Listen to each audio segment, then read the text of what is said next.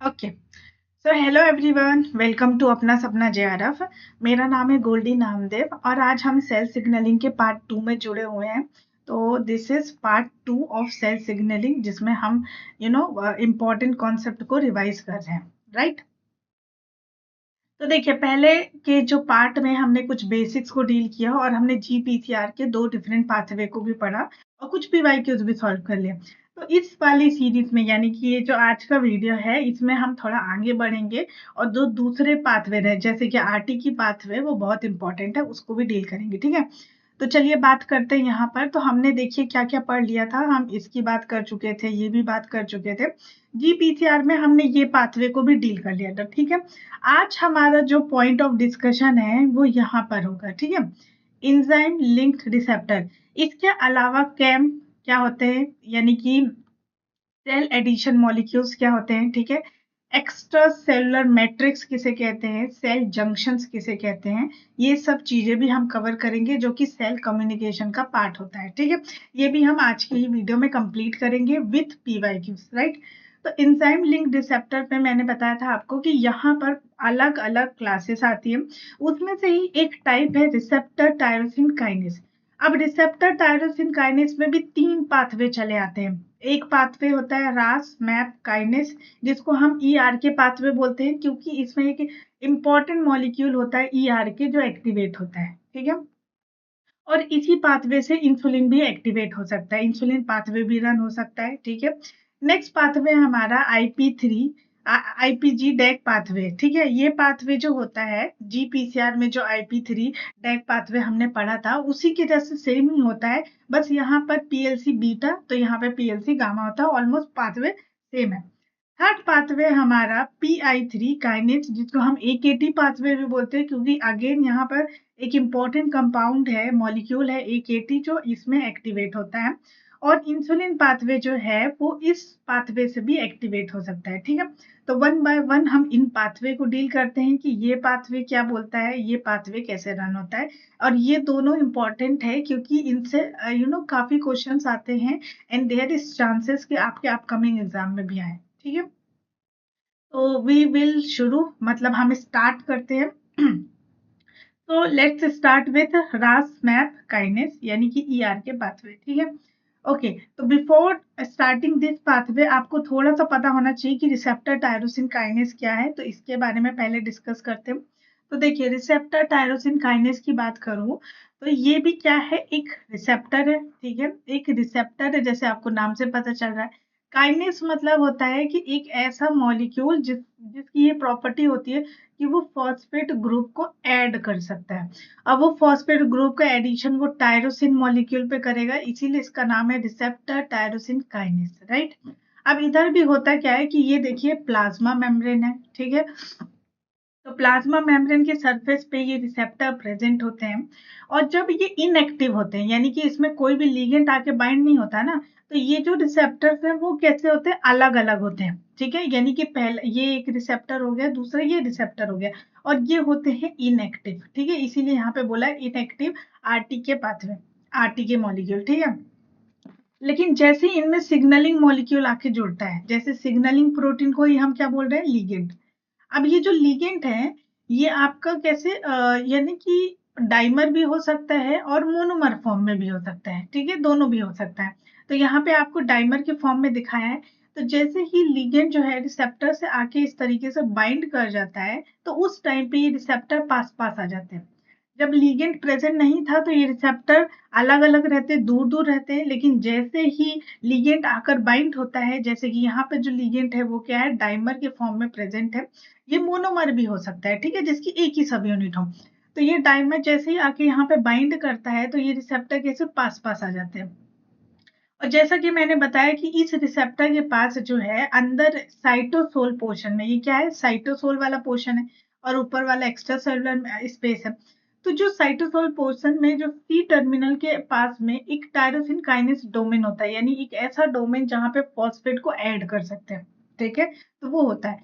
तो देखिए, इसकी भी अगर मैं स्ट्रक्चर की बात करूँ ना, तो इसके स्ट्रक्चर में भी अगर मैं आरटीके के रिसेप्टर की बात करूँ, तो इसमें भी एक तीन डोमेन होते हैं, ठीक है। इस तरीके से तीन डोमेन प्रेजेंट होते हैं। एक होता है एक्स्ट्रा सेलुलर डोमेन जिसमें लिगेंड आकर बाइंड करता है, दूसरा होता है ये ट्रांस मेम्ब्रेन वाला रीजन, और तीसरा होता है साइटोसोल वाला पोर्शन। ठीक है, जहाँ पे साइटोसोल वाले एरिया में टायरोसिन काइनेस डोमेन होता है, यानी एक ऐसा पोर्शन जहाँ पे फॉस्फेट ऐड हो सकता है। ठीक है, तो डाइमर के ऐड होते ही, जुड़ते ही क्या हुआ, दोनों रिसेप्टर पास में आ गए और हो गया इनका फॉस्फोराइलेशन, यानी कि फॉस्फेट ग्रुप का हो गया इनका एडिशन। ठीक है, अब जैसे ये फॉस्फेट ग्रुप का एडिशन होता है तो ये क्या करते हैं कि ये वाला जो रिसेप्टर है वो इस वाले रिसेप्टर को फॉस्फेट ग्रुप ऐड करता है, और ये वाला जो रिसेप्टर है वो इस वाले फॉस्फेट ग्रुप में रिसेप्टर फॉस्फेट ग्रुप को ऐड करता है। तो इसी चीज को कि एक दूसरे में जो फॉस्फेट ग्रुप का एडिशन कर रहे हैं ये रिसेप्टर, इसी को हम ट्रांस ऑटोफॉस्फोराइलेशन बोलते हैं, जो क्या है इनके काइनेस डोमेन को एक्टिवेट करता है। यानी कि काइनेस डोमेन मतलब एक ऐसा पोर्शन जहां पे फॉस्फेट ग्रुप ऐड हो सकता है। तो देखिए क्या हुआ, लिगेंड के आते ही रिसेप्टर क्या हुआ, पास में आ गए, और ये वाले डोमेन में जो है फॉस्फेट ग्रुप का एडिशन हो गया, जिससे कि ये एक्टिव हो गए। जैसे ये एक्टिव हुए तो इनका क्या हो गया, ऑटोफॉस्फोराइलेशन, मतलब इसने यहाँ पे फॉस्फेट ऐड किया कर दिया, तो ये वाले रिसेप्टर ने जो है यहाँ पे फॉस्फेट ग्रुप को ऐड कर दिया। तो ऐसे 3 बार फॉस्फेट ग्रुप ऐड हो जाता है। ठीक है, तो जो आरटीके पाथवे होता है इसमें मेनली इस तरह से सिग्नलिंग चलती है। ठीक है, अब जैसे ये फॉस्फेट ग्रुप का एडिशन इसलिए इंपॉर्टेंट है क्योंकि जैसे ही फॉस्फेट ग्रुप लगता है ना, तो इनके पास एक डॉकिंग साइट आ जाती है, यानी कि एक ऐसी साइट प्रेजेंट होती है जिनसे दूसरे मॉलिक्यूल आके बाइंड हो सकते हैं। तो ये तभी होगा जब फॉस्फेट ग्रुप ऐड होगा, क्योंकि यहाँ पे देखिए फॉस्फेट ग्रुप ऐड हुआ तो यहाँ पे एक कोई मॉलिक्यूल आके ऐड हो सकता है, यहाँ पे कोई दूसरा ऐड हो सकता है, यहाँ पे कोई तीसरा।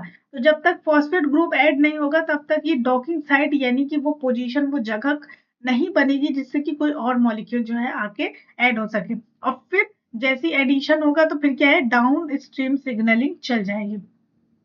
डाउन स्ट्रीम का मतलब समझते हो ना, कि मान लीजिए ये लिगेंड है, ठीक है, ये रिसेप्टर से बाइंड हुआ और ये साइटोसोल वाला पोर्शन है, इसने प्रोटीन ए को एक्टिवेट किया, प्रोटीन ए ने प्रोटीन बी को, प्रोटीन बी ने प्रोटीन सी को एक्टिवेट किया।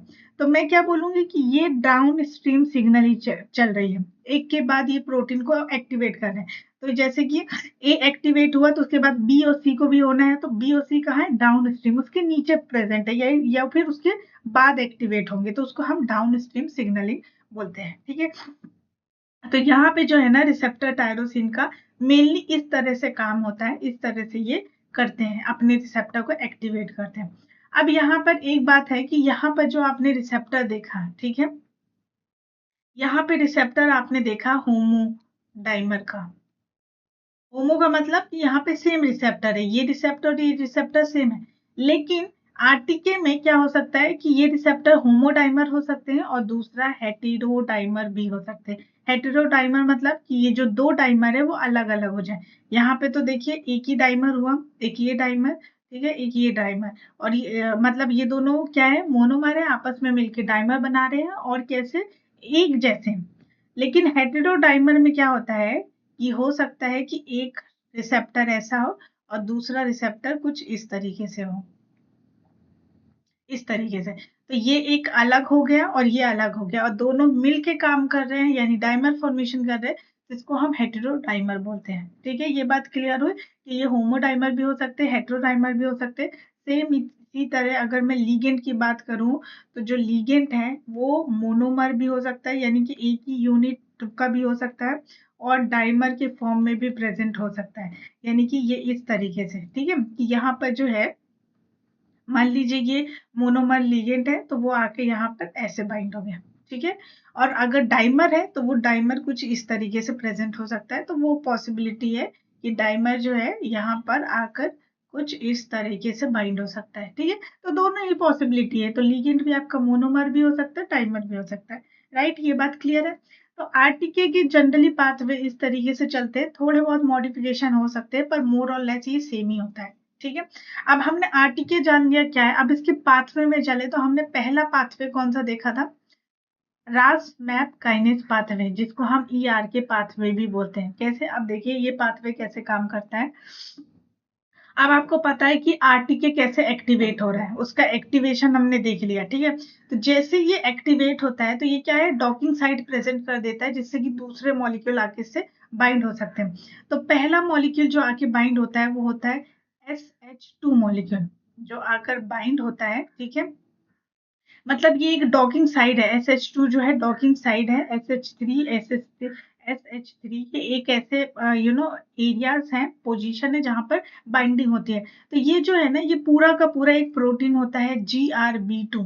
GRB2 एक एडेप्टर प्रोटीन का काम करता है। एडेप्टर प्रोटीन का मतलब है कि मान लीजिए कोई प्रोटीन ए है, ठीक है, और एक कोई प्रोटीन एक्स है।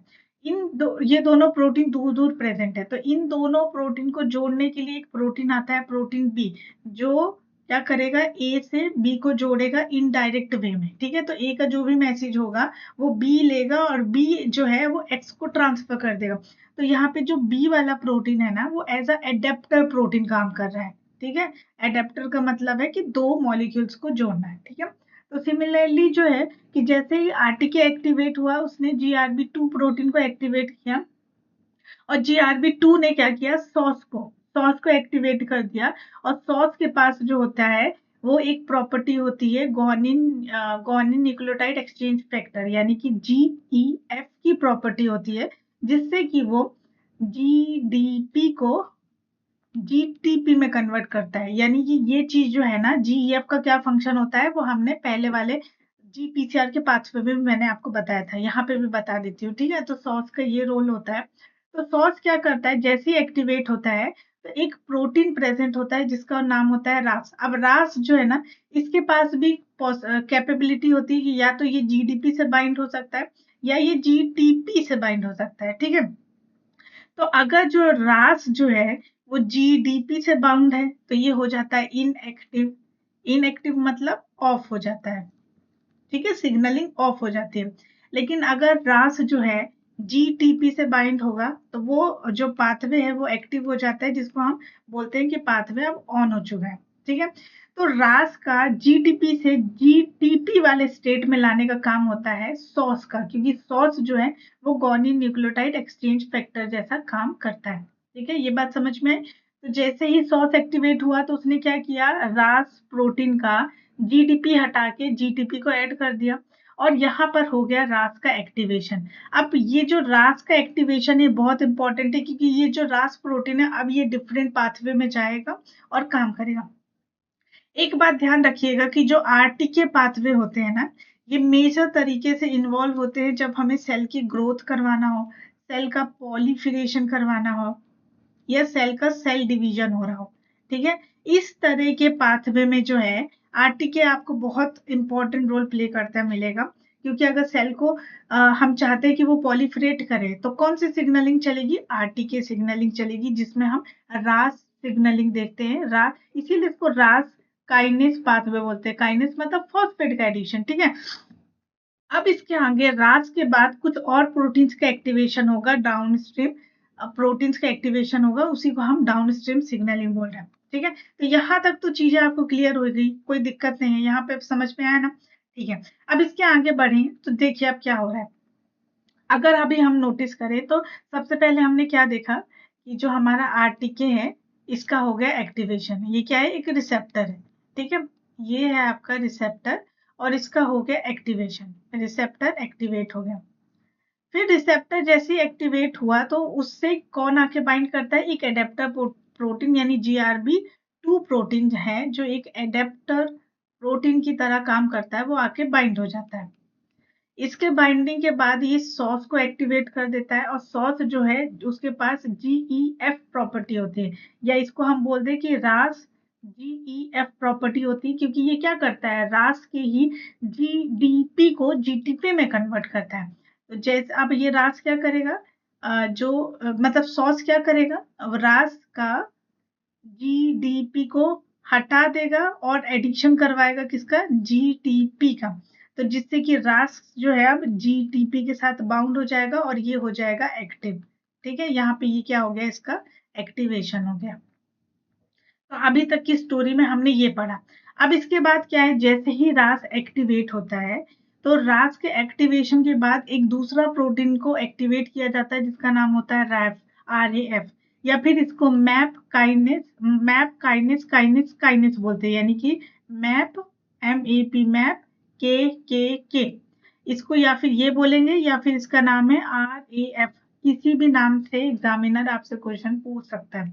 तो अगर MAPKK है तो इसका फुल फॉर्म होता है मैप काइनेस काइनेस काइनेस, ठीक है।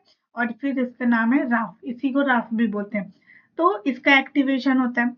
जैसे ही इसका एक्टिवेशन होता है तो ये क्या करता है, अगेन क्या करता है, ये एक्टिवेट कर देता है मैक प्रोटीन को, यानी कि मैप काइनेस काइनेस। तो MEK, या तो आप इसको MAP काइनेस काइनेस बोलोगे या फिर MEK बोलोगे, दोनों नाम सेम है। इसके एक्टिवेशन के बाद क्या होता है, दूसरे किसी प्रोटीन का एक्टिवेशन होता है जिसका नाम है मैप काइनेस, यानी कि इसको आप MAPK बोलोगे या फिर आप इसको ERK बोलोगे। और ये ERK को ही नाम जो है वो मैप के होता है, इसीलिए इसको ERK पाथवे भी बोलते हैं। और मैप काइनेस पाथवे क्यों बोलते हैं, क्योंकि आप देख रहे हो कि मैप में फॉस्फेट का एडिशन होता जा रहा है, होता जा रहा है, होता जा रहा है, ठीक है।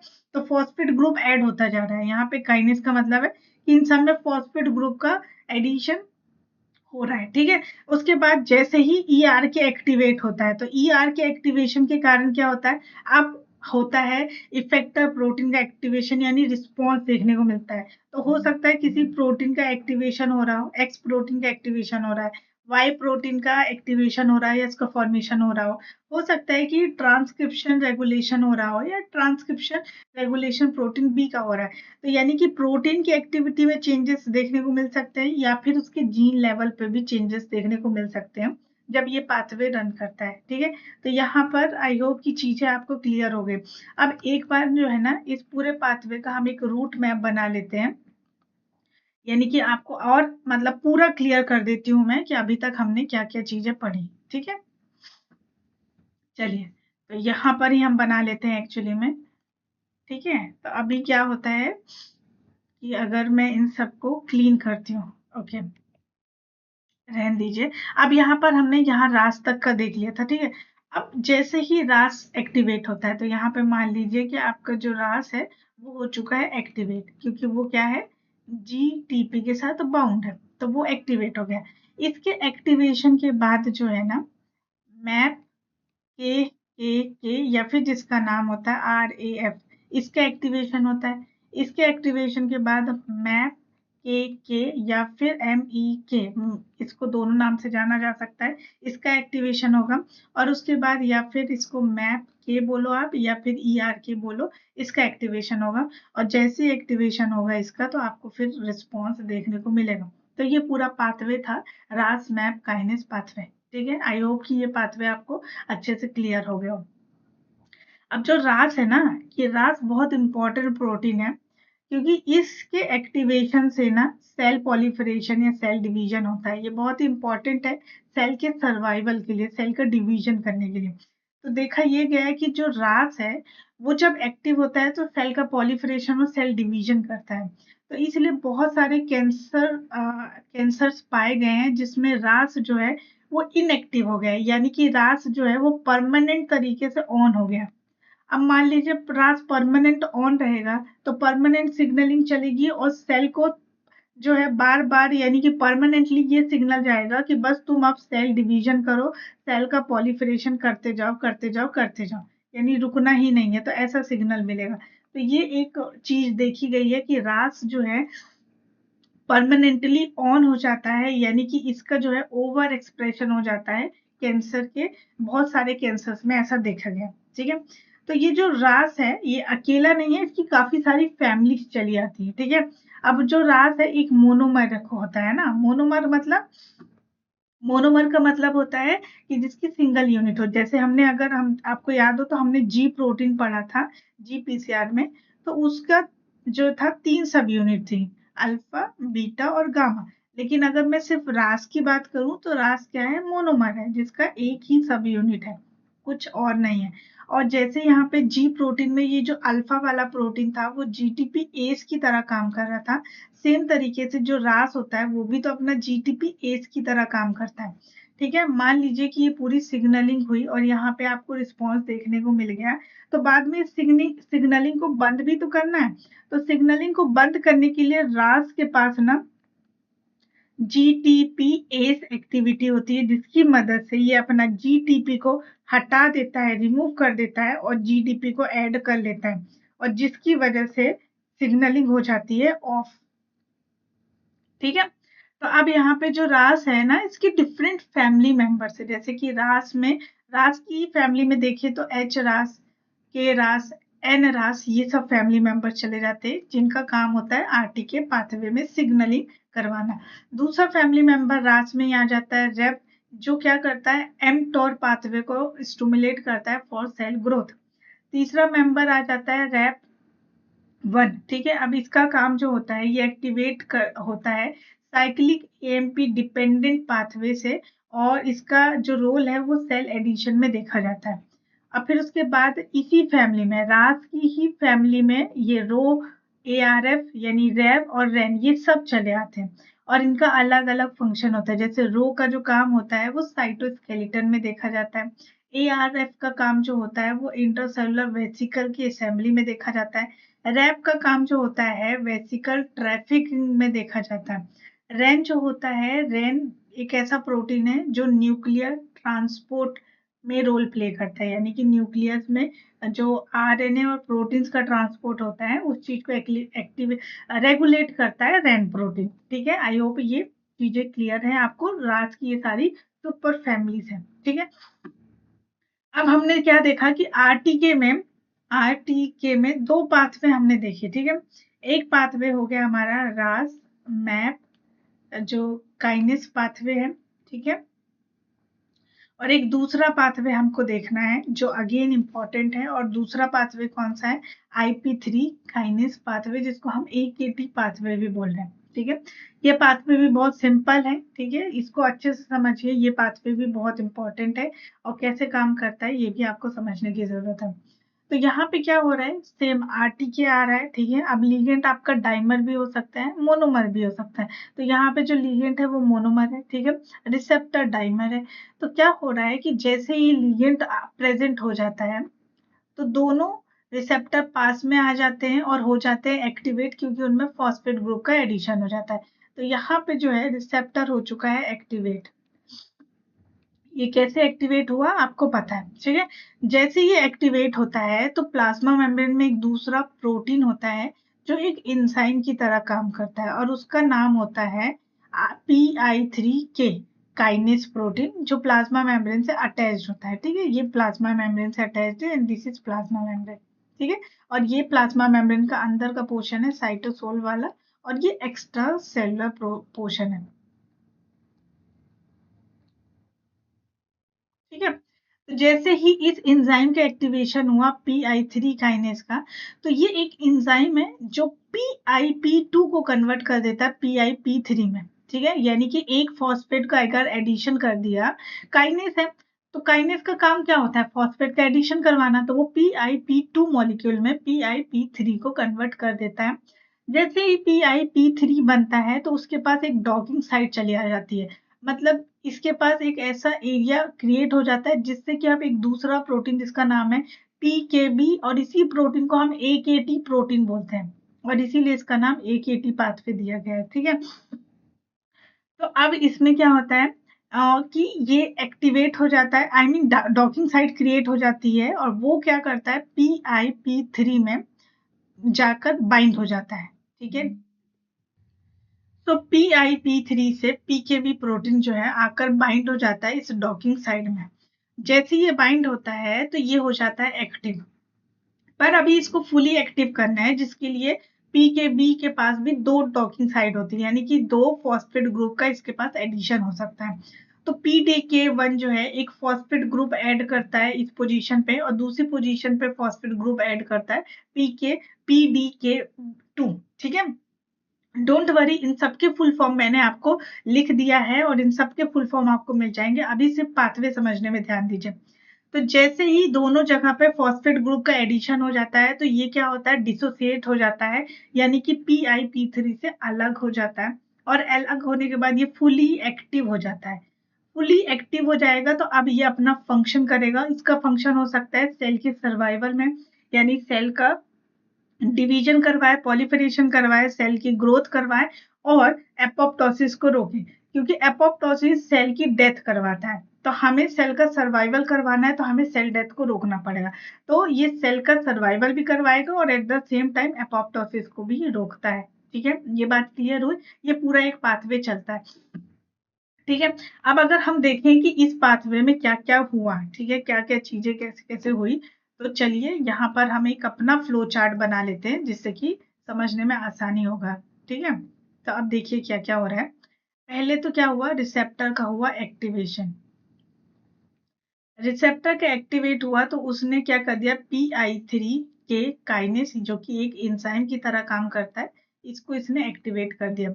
इसके एक्टिवेशन से क्या हुआ, एक फॉस्फेट ग्रुप का एडिशन हुआ PIP2 में, जिसकी वजह से PIP3 का फॉर्मेशन हुआ। अब PIP3 से आकर बाइंड हो जाता है PKB, या फिर जिसको हम AKT प्रोटीन बोलते हैं, उसका बाइंडिंग हो जाता है। ठीक है, बाइंड होने के बाद इसमें दो फॉस्फेट ग्रुप को ऐड किया जाता है, एक PDK1 और PDK2 की वजह से। इन दोनों, ये दोनों जो है फॉस्फेट ग्रुप को ऐड करते हैं, जिसकी वजह से जो है ये इसका एक्टिवेशन होता है, और PKB जो है, प्रोटीन काइनेज बी इसका फुल फॉर्म है, ये जो है एक्टिव हो जाता है, क्योंकि इसमें जो है दोनों फॉस्फेट ऐड हो जाते हैं, और ऐड होते ही ये जो है डिसोसिएट हो जाता है। ठीक है, एक्टिव हो गया, और अब ये करेगा फंक्शन। तो इसका फंक्शन आपने देखा कि क्या क्या फंक्शन हो सकता है। ठीक है, तो ये बात क्लियर है ना, कितना सिंपल सा पाथवे, बस समझाने के लिए ये इतना डिटेल में दिख रहा है, पर ये बहुत सिंपल सा पाथवे है। ठीक है, क्लियर हुआ ये पाथवे। अब ये पाथवे अपना काम कर रहा है। ठीक है, जैसे ही काम हो जाता है तो हमें इस पाथवे को बंद करना है। तो इस पाथवे को रेगुलेट करने के लिए एक प्रोटीन होता है, और उस प्रोटीन का नाम होता है P10। अब ये जो P10 है ना, ये फॉस्फेटेस की तरह काम करता है। फॉस्फेटेस का काम होता है रिमूवल ऑफ फॉस्फेट, फॉस्फेट हटाने का काम करता है। तो यहाँ पे आपने ध्यान दिया होगा कि ये जो एंजाइम है, ये एंजाइम क्या करता है, फॉस्फेट ग्रुप को ऐड करता है। ठीक है, तो इसने क्या कर दिया, PIP2 में इस एंजाइम ने एक फॉस्फेट ग्रुप को ऐड कर दिया, तो ये PIP3 हो गया, जिससे कि पाथवे जो हो गया ऑन हो गया। ठीक है, एक्टिवेट हो गया। लेकिन जब ये PIP3, जब यानी पूरा पाथवे का काम हो जाता है, तो PIP3 को एक दूसरा प्रोटीन आता है जो फॉस्फेटेस की तरह काम करता है, जिसका नाम है P10। वो P10 आता है और इसका फॉस्फेट ग्रुप हटा के इसको वापस कन्वर्ट कर देता है PIP2 में, जिसकी वजह से पाथवे हो जाता है ऑफ।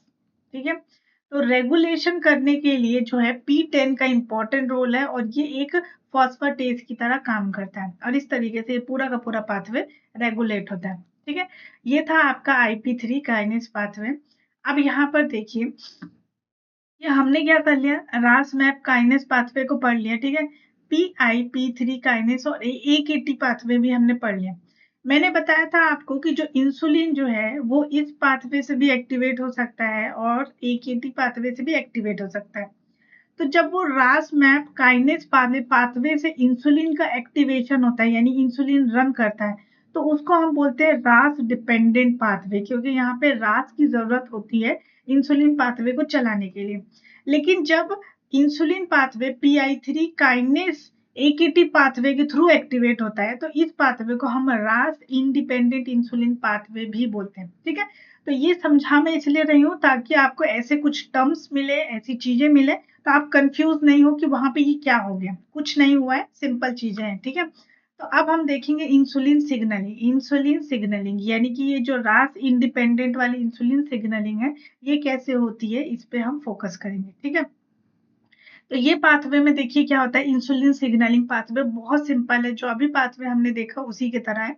होता क्या है कि रिसेप्टर होता है जो आपका प्लाज्मा मेम्ब्रेन में प्रेजेंट है, ये प्लाज्मा मेम्ब्रेन है। ठीक है, तो रिसेप्टर इंसुलिन आता है, इंसुलिन यहाँ पे एज अ लिगेंड काम करेगा, वो बाइंड होता है, तो इंसुलिन रिसेप्टर डाइमर बना लेता है और फॉस्फोराइलेट कर लेता है। फॉस्फोराइलेशन इसलिए इंपॉर्टेंट है ताकि रिसेप्टर एक्टिवेट हो जाए। तो इस कंडीशन में क्या हुआ कि रिसेप्टर हो गया एक्टिवेट।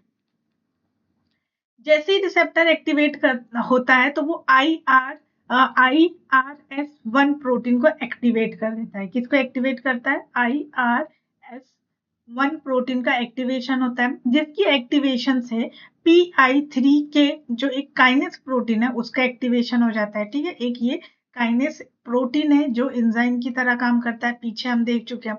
ये फॉस्फेट ग्रुप को ऐड करता है तो PIP2 PI3 में कन्वर्ट हो जाता है, जिससे डॉकिंग साइट क्रिएट हो जाती है PKB के लिए, और PKB जो है इससे बाइंड कर देता है और हो जाता है एक्टिव।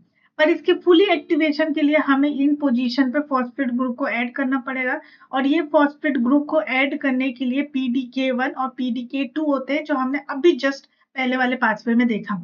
तो जैसे ही पूरा फॉस्फेट ग्रुप ऐड होता है तो ये फुली एक्टिवेट हो जाता है और डिसोसिएट हो जाता है, यानी PIP3 से अलग हो जाता है, और अलग होने के बाद ये डिफरेंट फंक्शन करता है। डिफरेंट फंक्शन में हमने देखा कि सेल का ये सर्वाइवल कर सकता था, सेल की ग्रोथ कर सकता था, और एपोप्टोसिस को रोकता था। ठीक है, अब यहाँ पे डिटेल में हम देखते हैं कि ये क्या करता है। जैसे ही एक्टिवेट होता है तो वो एक GSK3 प्रोटीन है, उसको उसमें फॉस्फेट ग्रुप ऐड कर देता है, और फॉस्फेट ग्रुप के ऐड होते ही जो है GSK3 जो है इनिबिट हो जाता है, यानी रुक जाता है और ये काम नहीं कर पाता है। ठीक है, जबकि GSK3 क्या कर रहा था, GSK3 जो है वो ग्लूकोज को ग्लाइकोजन में कन्वर्ट कर रहा था, यानी ग्लूकोज को ग्लाइकोजन में कन्वर्ट करता है।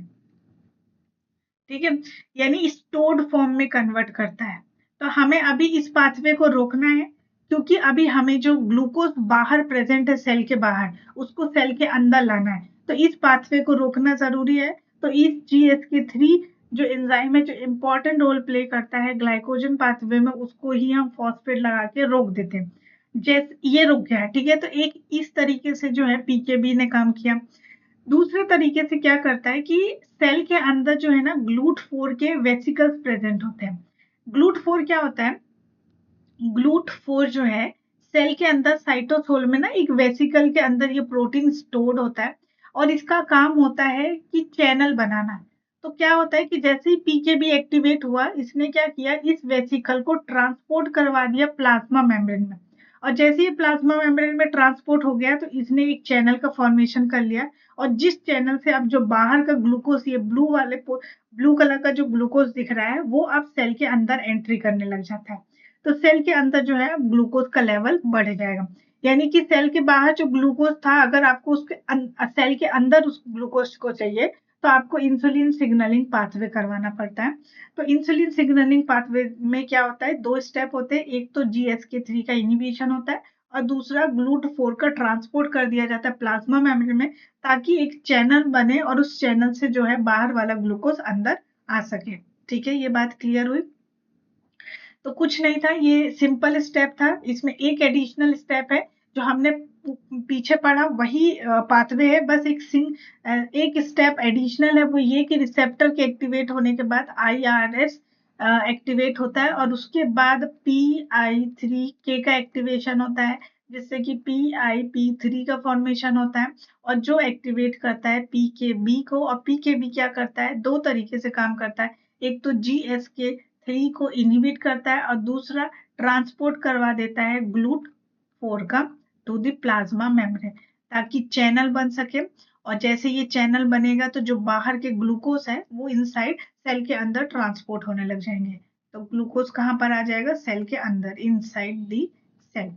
ठीक है, ये पाथवे होता है, समझ में आया। अब यहाँ पर क्या है कि जब ग्लूकोज की एंट्री होती है, अब ग्लूकोज जो है सेल के अंदर आ गया, तो ग्लूकोज का एंट्री होता है तो सेल जो है ग्लूकोज को अपने फंक्शन के लिए यूटिलाइज करती है। दो कंडीशन हो सकती है कि जब ग्लूकोज सेल के अंदर आए तो वो डिफरेंट पाथवे में ग्लूकोज को यूज कर लिया जाए, उसका यूटिलाइजेशन कर लिया जाए, ATP बना लिया जाए। ठीक है, और इन सभी काम के बाद भी अगर आपके पास और ग्लूकोज बच जाता है, मतलब एक्सेस ग्लूकोज है, यानी ग्लूकोज की मात्रा अगर आपको ज्यादा मिल जाती है, तो उस ग्लूकोज को ग्लाइकोजन में स्टोर कर लिया जाता है, ताकि जब बाद में जरूरत हो तो इसी ग्लाइकोजन से हम वापस ग्लूकोज को बना सके। तो ये जो ग्लाइकोजन स्टोर्ड होता है, इसमें एक इम्पॉर्टेंट एंजाइम काम करता है ग्लूकोज से ग्लाइकोजन बनाने में, और उसका नाम होता है ग्लाइकोजन सिंथेस एंजाइम। ठीक है, तो ये पूरा ओवरऑल कहानी थी कि कैसे इंसुलिन सिग्नलिंग जो है वो इस तरीके से काम करता है कि बाहर का जो सेल के बाहर जो ग्लूकोज है वो सेल के अंदर कैसे एंट्री ले पाए। ठीक है, ये पाथवे आपको समझ में आया। अब यहाँ पर देखिए ये सारे फुल फॉर्म मैंने लिख दिए ताकि आप टेंशन ना लो कि GSK 3 का क्या मतलब है, IRS का क्या मतलब है, इंसुलिन रिसेप्टर सबस्ट्रेट 1। ठीक है, इन सभी का फुल फॉर्म मैंने आपको लिख दिया है। जितने भी हमने पाथवे पढ़े उन पाथवे में जो जो मॉलिक्यूल्स है उन सबका फुल फॉर्म मैंने यहाँ पे मेंशन कर दिया है। ठीक है, तो आपको इजी पड़ेगा यहाँ पे देखने से। नेक्स्ट हम बढ़ते हैं कि जैसे मैंने बताया कि ATP पाथवे जो होता है वो ज्यादातर सेल सर्वाइवल में रोल प्ले करता है, यानी सेल का पॉलिफरेशन करवाता है, सेल का ग्रोथ करवाता है। इस तरीके से जो है RTK पाथवे काम करता है, पर इसकी डिफरेंट फैमिली है जो अलग अलग तरीके से काम करती है। जैसे RTK में एपिडर्मल ग्रोथ फैक्टर्स होते हैं। अब ये जो लिगेंड की तरह काम कर रहे हैं, ये एक लिगेंड की तरह काम कर रहे हैं, तो इनका रिसेप्टर क्या होगा, एपिडर्मल ग्रोथ फैक्टर रिसेप्टर, जो जिनका रोल होगा सेल के सर्वाइवल, ग्रोथ, पॉलिफरेशन, डिफरेंशिएशन में। ठीक है, इंसुलिन जो है यहाँ पे लिगेंड की तरह काम कर रहा है, तो इसका जो रिसेप्टर होगा वो इंसुलिन रिसेप्टर होगा, जिसका काम होता है कि वो कार्बोहाइड्रेट को सेल के अंदर पहुंचा दे और उसका यूटिलाइजेशन करवा दे और फिर बाद में प्रोटीन सिंथेसिस बने। ठीक है, एक और लिगेंड होता है जिसका नाम होता है इंसुलिन लाइक ग्रोथ फैक्टर, जिसको हम IGF-1 बोलते हैं। ठीक है, तो ये लिगेंड है, तो इसका रिसेप्टर क्या होगा, यहाँ पे रिसेप्टर ऐड हो जाएगा जिसका अगेन रोल होता है सेल ग्रोथ और सर्वाइवल वाले पाथवे में। नेक्स्ट होता है नर्व ग्रोथ फैक्टर। ठीक है, इसका रिसेप्टर TRK रिसेप्टर होता है।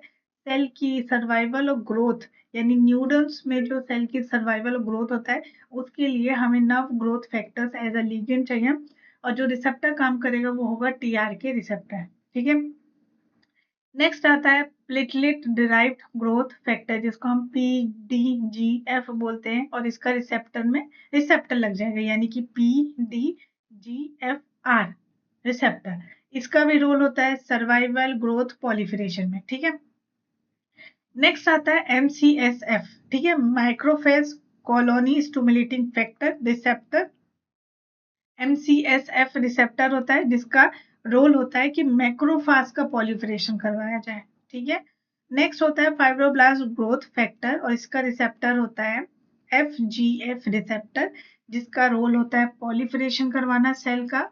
ठीक है, और उसके डेवलपमेंट में भी रोल प्ले करना। नेक्स्ट है वस्कुलर एंडोथेलियल ग्रोथ फैक्टर, इसका रिसेप्टर VEGF रिसेप्टर हो जाएगा, जो एंजियोजेनेसिस का फॉर्मेशन करवाते हैं। एंजियोजेनेसिस क्या होती है, ब्लड वेसल का फॉर्मेशन करवाना। ठीक है, नेक्स्ट है एफ्रिन, जिसका रिसेप्टर EPH रिसेप्टर होता है, जो एंजियोजेनेसिस का फॉर्मेशन करवाता है और साथ ही साथ सेल को गाइड करता है और उसके माइग्रेशन, एक्सोन माइग्रेशन में रोल प्ले करता है। तो आपने एक चीज नोटिस की होगी कि ये जो RTK वाला पाथवे है, इस पाथवे को आप देखोगे तो ये ज्यादातर जो जिस पाथवे में इन्वॉल्व है वो ग्रोथ फैक्टर वाले हैं, यानी कि सेल का सरवाइव करवाएंगे, सेल का डिवीजन करवाएंगे, सेल का पॉलिफरेशन, सेल का ग्रोथ, यानी हर चीज को बढ़ाएंगे, प्रमोट करने वाले हो। तो ये देखिए सारे के सारे ग्रोथ फैक्टर। तो अगर आपको बहुत डिटेल में नहीं भी पता, लेकिन क्वेश्चन में अगर आप ग्रोथ फैक्टर देखते हो, सेल का सर्वाइवल या पॉलिफरेशन वर्ड सुनते हो, तो आप समझ जाओगे कि वो पाथवे RTK पाथवे है। ठीक है, RTK पाथवे की बात की जा रही है। चलो, तो अब कुछ क्वेश्चन आए हैं इससे रिगार्डिंग, तो उसको भी सॉल्व करते हैं तो आपको और क्लियरिटी मिल जाएगी। अब ये क्वेश्चन क्या है कि in a type of signal transaction pathway ligand bind to a receptor. ठीक है, एक सिग्नल ट्रांजैक्शन पाथवे चल रहा है जिसमें लिगेंड बाइंड करता है रिसेप्टर से और ट्रिगर करता है activation of receptor associated kinase, यानी कि क्या बोल रहा है कि ये इस तरह का। ठीक है, यहाँ पर क्या होता है कि जो आपका RTK पाथवे है वो एक लिगेंड से बाइंड होता है, तो रिसेप्टर एक्टिवेट हो जाता है और रिसेप्टर के पास ही जो है अंदर काइनेस एक्टिविटी होती है, तभी तो वो अपने आप को फॉस्फेट ग्रुप, फॉस्फेट का एडिशन कर पाता है।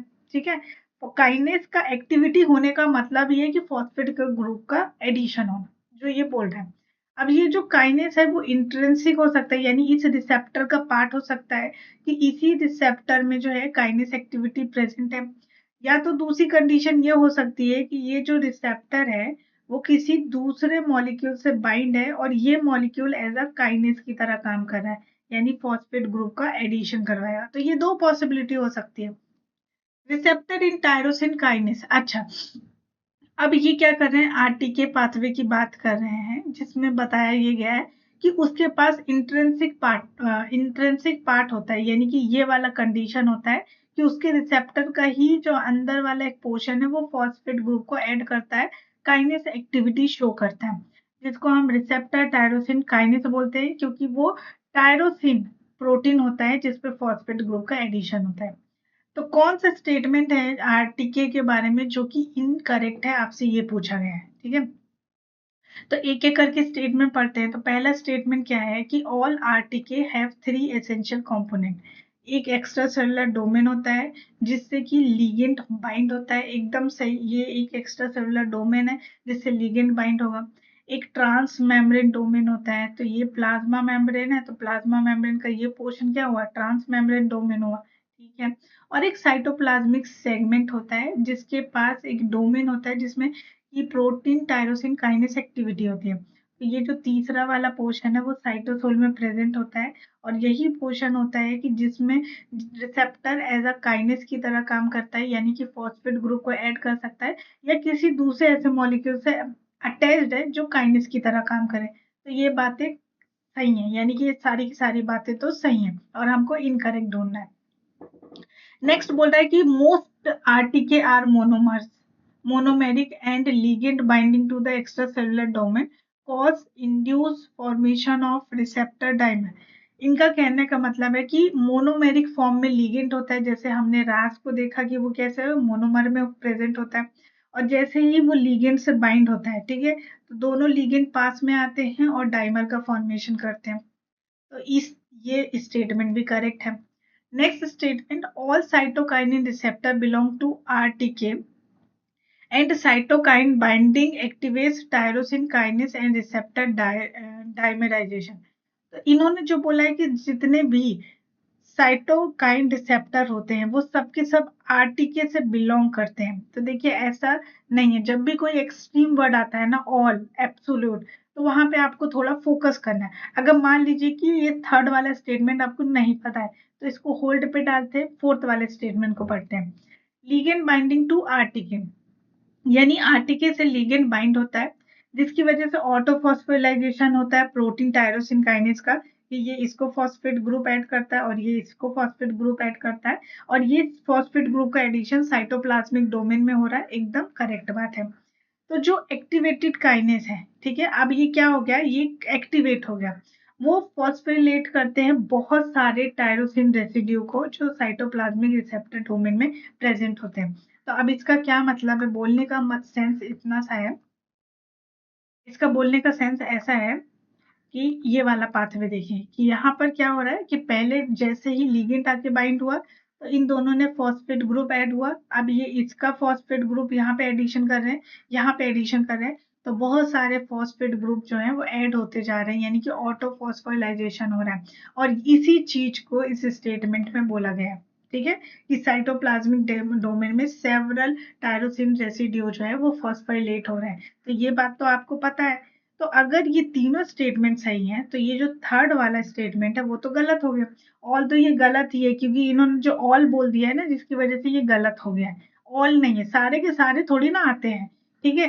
और फोर्थ वाला आपको पता ही था, तो हमारा जो क्वेश्चन का आंसर है वो ऑप्शन नंबर 3 है और ये गलत है, ठीक है।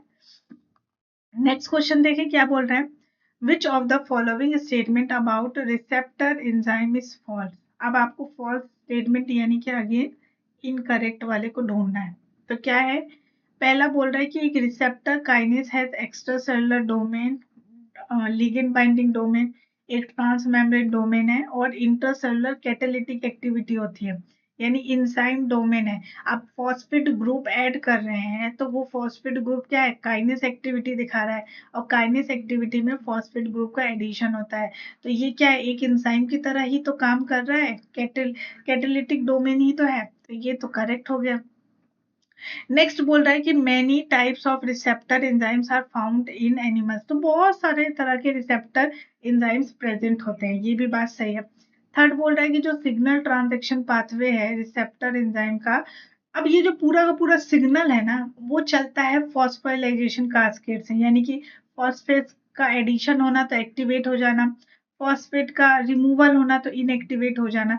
मतलब ये पूरा का पूरा पाथवे कैसे फॉस्फेट पर ही डिपेंड कर रहा है, कभी लगना एक्टिवेट होना, लगना डीएक्टिवेट होना, या हटाना तो एक्टिवेट होना, इस तरीके से। तो ये भी चीज सही है, ठीक है। Receptor enzyme interact directly with intercellular ji protein. अगर मैं यहाँ पर आरटीके की बात कर रही हूँ, ठीक है, आरटीके पाथवे की अगर मैं बात कर रही हूँ, तो जो रिसेप्टर एंजाइम है, अगर मान लो आरटीके की नहीं भी बात करें, हम जीपीसीआर की भी बात करें, तो रिसेप्टर में एंजाइम कहाँ से आ गए? जो अपना जी प्रोटीन है वहां तो एंजाइम नहीं है। अगर एंजाइम है तो इसका मतलब कि वो आरटीके पाथवे की बात कर रहे हैं। तो जब इस पाथवे की बात कर रहे हैं तो ये डायरेक्टली इंटरसेलुलर जी प्रोटीन से कहाँ इंटरेक्ट करता है? जी प्रोटीन से, तो जीपीसीआर इंटरेक्ट करता है। तो ये स्टेटमेंट हो गया गलत, और हमको इनकरेक्ट ही ढूंढना था, तो इसलिए इसका आंसर हो गया 4। राइट, ये बात समझ में आए? चलिए नेक्स्ट क्वेश्चन देखें, बहुत ही सिंपल सा पार्ट सी का क्वेश्चन है। आप देखने में ये बहुत डरावना क्वेश्चन लग रहा है, बट यकीन मानिए कि बहुत ही सिंपल और बहुत ही इजी क्वेश्चन है। तो क्वेश्चन क्या बोल रहा है कि दो स्टेरॉइड हार्मोन है, एक है रिसेप्टर एक्स, दूसरा है रिसेप्टर वाई, ठीक है।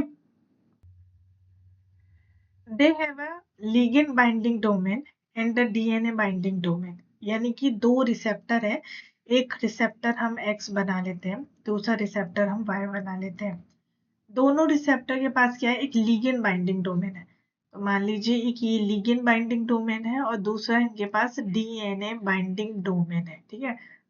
तो एक ऐसा डोमेन जो डीएनए से बाइंड करता है, ठीक है। तो ये हो गया रिसेप्टर एक्स, और ये मान लीजिए रिसेप्टर वाई, ठीक है, जिसके पास ये वाला ऊपर वाला एरिया लिगेंड बाइंडिंग डोमेन है, और ये वाला पोर्शन जो है वो डीएनए से जाके बाइंड करता है, डीएनए से इंटरेक्ट करता है, ठीक है। ये दो रिसेप्टर हो गए। Next, using recombinant DNA technology, a modified hybrid receptor H is prepared. Okay, तो एक दो और रिसेप्टर आ गया H रिसेप्टर, जिसको डीएनए रिकॉम्बिनेंट डीएनए टेक्नोलॉजी की हेल्प से बनाया गया है, ठीक है। Is prepare that it contain a ligand binding domain of x, और इसको ऐसे प्रिपेयर किया गया कि इसके पास जो लिगेंड बाइंडिंग डोमेन है वो एक्स का है, मतलब ये वाला जो पोर्शन है वो एक्स से आया है, और जबकि डीएनए बाइंडिंग डोमेन जो है वो वाई से आया, तो यानी वाई का ये आ गया ये वाला पोर्शन जो डीएनए से इंटरेक्ट करता है, ठीक है। 3 sets of cells over expressing receptor X Y and H, 3 receptor है। इनको तीनों रिसेप्टर को हमने ट्रीट किया अलग अलग, मतलब एक हार्मोन एक्स के साथ और हार्मोन वाई के साथ, मतलब इसको भी हमने हार्मोन एक्स के साथ ट्रीट किया और हार्मोन वाई के साथ भी। अगेन हमने इसको भी हार्मोन एक्स के साथ ट्रीट किया एंड वाई के साथ, एंड सेम तरीके से इसको भी हमने हार्मोन एक्स के साथ ट्रीट किया एंड हार्मोन वाई के साथ भी, ठीक है। अब ये हार्मोन क्या कर रहे हैं? एज अ लिगेंड की तरह काम करेंगे। तो आपको अज्यूम करना है कि कोई क्रॉस रिएक्टिविटी नहीं हुई है। तो अब कौन सा इन चारों में से कौन सा बेस्ट ग्राफ है जो आपको ligand binding, receptor ligand binding को अच्छे से रिप्रेजेंट कर रहा है, आपको फाइंड आउट करना है। तो जब ये चीज आप समझ गए तो ये बहुत ही सिंपल है। यहाँ पे देखिए जो एक्स है, एक्स वाला रिसेप्टर है, उसके लिए इस तरह का सिंबल बनाया गया है, खाली स्क्वायर बॉक्स। वाई के लिए स्क्वायर बॉक्स जो ब्लैक कलर से है, और जो जेड एच वाला रिसेप्टर है उसको ये स्क्वायर बॉक्स जो जिसमें लाइंस है, ठीक है, इस तरीके से बनाया गया। यहाँ पे देखिए क्या बोल रहा है कि यहाँ पे ये बोल रहे हैं कि ये जो है y एक्सिस है and this is x axis. तो y एक्सिस में रिसेप्टर लिगेंड बाइंडिंग को शो कर रहा है, जबकि x एक्सिस में हॉर्मोन्स की यानी लिगेंड की बता रहे हैं। तो हार्मोन x और y क्या है? लिगेंड की तरह बिहेव कर रहे हैं, और इनकी बाइंडिंग किस तरह से हो रही, कितनी अच्छी हो रही, वो y एक्सिस में बताया जा रहा है, ठीक है। तो ऐसे क्वेश्चंस के लिए हमें वन बाय वन क्या देखना है। अब यहाँ पे ये चीज समझिए आप कि क्या बोला जा रहा है। देखिए वो कह रहा है कि जब रिसेप्टर वाई, ये क्या है? रिसेप्टर्स है। तो जब रिसेप्टर एक्स है तो उसका हार्मोन एक्स, यानी कि ये सब क्या लिगेंड की तरह ट्रीट कर रहे हैं, ठीक है, ये सब लिगेंड है, राइट। एक्स और वाई जो है लिगेंड है, ठीक है। तो अगर रिसेप्टर एक्स है और उसको एक्स लिगेंड मिल गया, तो वो इसके साथ यहाँ पे बाइंड कर जाएगा, और बाइंड करने के बाद इनकी जो बाइंडिंग का परसेंटेज है वो बहुत अच्छा दिखेगा, ठीक है। तो ये इससे बाइंड कर जाएगा, लेकिन रिसेप्टर एक्स है ये, तो ये वाई लिगेंड से तो बाइंड ही नहीं करेगा, तो यहाँ पर बाइंडिंग हो जाएगी पर यहाँ पे बाइंडिंग नहीं होगी। तो एक्स वाले के केस में बाइंडिंग जहाँ होगी उसका ग्राफ जो है आपको इस तरीके से हाई दिखना चाहिए। तो यहाँ पे क्या बाइंडिंग बता रहा है, तो ये जो है एक्स को बता रहा है, यानी कि ये एक्स, जब ये एक्स लिगेंड के साथ बाइंड कर रहा है, तो एक्स वाला जो ये रिसेप्टर है, ये एक्स का रिसेप्टर है, ठीक है, ये वाई का रिसेप्टर है, ठीक है, एच का रिसेप्टर। तो एक्स के रिसेप्टर के साथ जैसे ही हार्मोन एक्स ने बाइंड किया, तो देखिए कितनी अच्छी बाइंडिंग दिखा रही, यानी कि एक टॉप तक दिखा रहा है। तो ये पॉसिबिलिटी हो सकती है, ठीक है। यहाँ पे भी टॉप तक दिखा रहा है, तो ये भी पॉसिबिलिटी हो सकती है। बट यहाँ पे लोअर क्यों हो गया, यहाँ पे भी लोअर हो गया, तो इसका मतलब ये दोनों ग्राफ तो नहीं होंगे, तो सेकेंड नहीं होगा, फोर्थ नहीं होगा, ठीक है। ये हो गया। अब फर्स्ट और थर्ड में से ही कोई होने वाला है। तो नेक्स्ट देख लेते हैं कि ये वाई वाला, जब वाई रिसेप्टर है तो वो अपने वाई लिगेंड के साथ बाइंड करेगा और अच्छी बाइंडिंग बताएगा, तो यहाँ पे बाइंडिंग हो जाएगी, पर हार्मोन एक्स के साथ क्यों बाइंड करेगा, नहीं बाइंड करेगा, तो इसकी बाइंडिंग लो दिखाएगी। तो जब हमने हार्मोन एक्स लिया, ठीक है, तो हार्मोन एक्स लेने के बाद जो वाई वाला है, ये क्या है, रिसेप्टर वाई है, तो इसको तो बहुत ऊपर होना चाहिए क्योंकि इसकी बाइंडिंग अच्छे से होगी, है ना। तो ऊपर वाला कहाँ मिल रहा है, थर्ड वाले ऑप्शन में। देखिए थर्ड वाले ऑप्शन में जब एक्स लिगेंड है और उसने एक्स रिसेप्टर के साथ बाइंड किया, तो हमें अच्छी खासी बाइंडिंग दिख रही है। वाई हार्मोन है, यानी कि ये वाई लिगेंड है, और जब इसने वाई रिसेप्टर के साथ बाइंड किया, ये वाई रिसेप्टर है, तो हमें अच्छी खासी बाइंडिंग दिख रही है, ठीक है।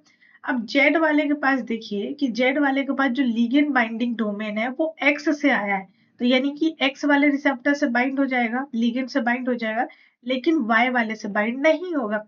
तो यहाँ पे देखिए कि जब हमने hormone X as a ligand use किया, तो ये जो एच वाला रिसेप्टर है वो अच्छी बाइंडिंग दिखा रहा है, ज्यादा बाइंडिंग दिखा रहा है। क्यों दिखा रहा है, क्योंकि इसके पास जो लिगेंड बाइंडिंग डोमेन है वो एक्स का है। और वाई के केस में देखिए कितना लो पहुंच गया, ये एच वाला रिसेप्टर है ना, तो कितना लो पहुंच गया है। तो बस आपको क्या करना था, क्वेश्चन को समझना था, और जो क्वेश्चन पूछ रहा है एक एक करके ऑप्शन देखना था, तो आपके पास राइट आंसर आ जाएगा, ठीक है।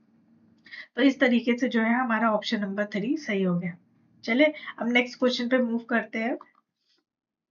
तो a specific mitogen activated protein kinase, okay, cascade comprising MEKK1 जिसको हम मैप 3 काइनेस बोल रहे हैं, नेक्स्ट MKK1 जिसको हम मैप 2 के बोल रहे हैं, मैप MPK6 जिसको हम मैप के बोल रहे हैं। ये सब एक्टिवेट होते हैं एक सीक्वेंस मैनर में, कहाँ पर, अरेबिडोप्सिस प्लांट में, और जिसकी वजह से ये एबायोटिक स्ट्रेस स्टिमुलाई, अच्छा मान लीजिए ये एक अरेबिडोप्सिस प्लांट है, ठीक है, अरेबिडोप्सिस प्लांट है, और इस प्लांट में कोई एक एबायोटिक स्ट्रेस का स्टिमुली आया, मतलब इस प्लांट को कोई एबायोटिक स्ट्रेस जनरेट हुआ, स्टिमुलस आया मतलब सिग्नल आया, ठीक है। तो उसके रिस्पॉन्स में सीक्वेंस मैनर में जो है ये माइटोजन एक्टिवेटेड प्रोटीन काइनेस एक पूरा कैस्केड चल रहा है। कैस्केड का मतलब मैंने आपको बताया था कि एक प्रोटीन एक्टिवेट होगा तो वो दो को दूसरे को करेगा, दूसरा वाला तीसरे को करेगा, तो इस तरीके से क्या पूरा एक कैस्केड चल रहा होता है। तो यहाँ पे कैसे कैस्केड चल रहा है कि पहले MEKK1 एक्टिवेट होगा जिसको हम MAP3K भी बोल रहे हैं, फिर ये एक्टिवेट करेगा MKK1 को जिसको हम MAP2K बोल रहे हैं, फिर ये एक्टिवेट करेगा MP6 को जिसको हम MAPK बोल रहे हैं, ठीक है। और इन सब का एक्टिवेशन सीक्वेंस मैनर में होगा। तो जो एक्टिवेटेड ये है MPK6, ये जो लास्ट में MPK6 बना है ना, इसके बारे में ये बोल रहे हैं, क्वेश्चन में इंफॉर्मेशन दी गई है कि ये जब एक्टिवेट होता है तो ये फॉस्फोरिलेट कर देता है एक ट्रांसक्रिप्शन फैक्टर एक्स को। मतलब ये जब एक्टिवेट हुआ तो ये एक्टिवेट होने के बाद एक ट्रांसक्रिप्शन फैक्टर वाला एक प्रोटीन है एक्स, उस पे फॉस्फेट ग्रुप ऐड कर देता है जिसकी वजह से ये हो जाता है एक्टिव। ठीक है, और जैसे ये एक्टिव होता है तो प्लांट को टॉलरेंस प्रोवाइड करता है फॉर एबायोटिक स्ट्रेस। तो अब जो प्लांट है वो कैसी हो जाती है, टॉलरेंट हो जाती है, यानी कि एबायोटिक स्ट्रेस जो आया था उसके लिए टॉलरेंस हो जाती है कि उसको इस स्ट्रेस को झेलने की ताकत मिल जाती है। तो यहाँ पे क्या देखा गया है कि इसने प्लांट ने टॉलरेंस डेवलप कर लिया है फॉर एबायोटिक स्ट्रेस के लिए। ठीक है, तो ये पूरा क्वेश्चन में ये बता रहे हैं कि क्वेश्चन में इस तरीके से पूरा फ्लो चार्ट चल रहा है। ठीक है, नेक्स्ट क्वेश्चन बोल रहे हैं कि दो वेरिएंट है। अब ये जो है ना MKK1, MKK1, ओके, किसकी बात कर रहे हैं, लेट्स थोड़ा सा इसको, MKK1 यानी इसकी बात कर रहे हैं। तो ये जो MKK1 है ये एक प्रोटीन, इसके दो वेरिएंट देखे गए, है ना, दो डिफरेंट वर्जन देखे गए जिसमें एक में ये काइनेस इनएक्टिवेट हो जाता है। ठीक है, दो वेरिएंट है, एक होता है काइनेस इनएक्टिव का और दूसरा कॉन्स्टिट्यूटिवली एक्टिव का। ठीक है, ये सी है। अब अगर कॉन्स्टिट्यूटिवली एक्टिव हुआ तो इसका मतलब चाहे सिग्नल आए चाहे ना आए, मतलब यहाँ पे कोई लीगेंट आके बाइंड हो चाहे ना हो, स्ट्रेस हो, एबायोटिक स्ट्रेस का स्टिमुलिन मिले चाहे ना मिले, ये हमेशा एक्टिव रहेगा। कब एक्टिव रहेगा, MK1 एक्टिव रहेगा अगर ये CA है, यानी कॉन्स्टिट्यूटिवली एक्टिव फॉर्म में है तो। लेकिन जैसे ये दूसरे वेरिएंट फॉर्म में आता है, यानी ये वाले वेरिएंट फॉर्म में आएगा, तो इसमें बोल रहे हैं कि ये क्या है, एक इनएक्टिव फॉर्म है। मतलब चाहे लीगेंट आए चाहे ना आए ये हमेशा रहेगा इनएक्टिव, और जबकि ये हमेशा रहेगा एक्टिव। तो इस चीज को थोड़ा और अच्छे से समझ लेते हैं, मैं आपको अच्छे से समझा देती हूँ कि मान लीजिए आपको पता है कि सिग्नल कैसे चल रहा है, ऐसे चल रहा है MEKK1। ठीक है, फिर उसके बाद इसने एक्टिवेट किया MKK1 को, फिर उसने एक्टिवेट कर दिया MPK6 को, और जिसने एक्टिवेट कर दिया ट्रांसक्रिप्शन फैक्टर एक्स को, और फिर रिस्पॉन्स देखने को मिला, और रिस्पॉन्स में क्या देखने को मिला, टॉलरेंस देखने को मिला, है ना। इस तरीके से ये स्टोरी चल रही है। तो अगर यहाँ पे हमने किसका वेरिएंट देखा है, हमने वेरिएंट देखा है इसका। अगर मान लो ये वेरिएंट जो है CA टाइप का है तो ये हमेशा एक्टिव रहेगा। तो यहाँ पे चाहे ये एक रिसेप्टर की तरह यहाँ पे आप कंसिडर कर लो, तो इस रिसेप्टर से कोई लिगेंड आके बाइंड हुआ तब भी ये एक्टिव है, और ये एक्टिव रहेगा तो ये X बनेगा, और X बनेगा तो टॉलरेंस दिखेगा। लेकिन अगर रिसेप्टर नहीं है, अगर मान लो कि यहाँ पे कोई भी रिसेप्टर नहीं है, ठीक है, इस केस में मान लीजिए कि कोई रिसेप्टर नहीं आया, इन दैट केस ऑल्सो ये हमेशा एक्टिव ही रहेगा, और ये एक्टिव रहेगा तो ये एक्स का फॉर्मेशन करेगा जिससे टॉलरेंस मिलेगा। तो CA का मतलब ये है कि कॉन्स्टिट्यूटिवली एक्टिव, ये हमेशा एक्टिव ही रहेगा चाहे कुछ भी हो जाए। लेकिन अगर ये जो डिफरेंट फॉर्म वाला है, अगर इसकी जगह पर ये KI वाला फॉर्म हुआ, KI वाला वेरिएंट अगर हुआ काइनेस इनएक्टिव का, तो अगर लिगेंड आया है तब भी ये इनएक्टिव रहेगा और कोई काम नहीं करेगा, और अगर ये इनएक्टिव है तो ये अपनी डाउन स्ट्रीम सिग्नलिंग यानी नीचे वाले मॉलिक्यूल को भी एक्टिव नहीं करेगा, जिससे एक्स का फॉर्मेशन नहीं होगा, और एक्स का फॉर्मेशन नहीं हुआ तो टॉलरेंस नहीं मिलेगा। ठीक है, और अगर लिगेंड आ गया या लिगेंड नहीं है तो भी यही केस चलने वाला है। समझ में आया इसका मतलब क्या है। चलो अब वन बाय वन हम स्टेटमेंट को देखते हैं कि क्या बोल रहा है। तो क्वेश्चन है कि X will be activated even in the absence of CA plant. Okay, अगर CA प्लांट वाला केस है, यानी कि अगर ये वाला केस है, तो X जो है, यानी ये X जो है हमेशा एक्टिव रहेगा चाहे कोई स्टिमुलस मिले चाहे ना मिले।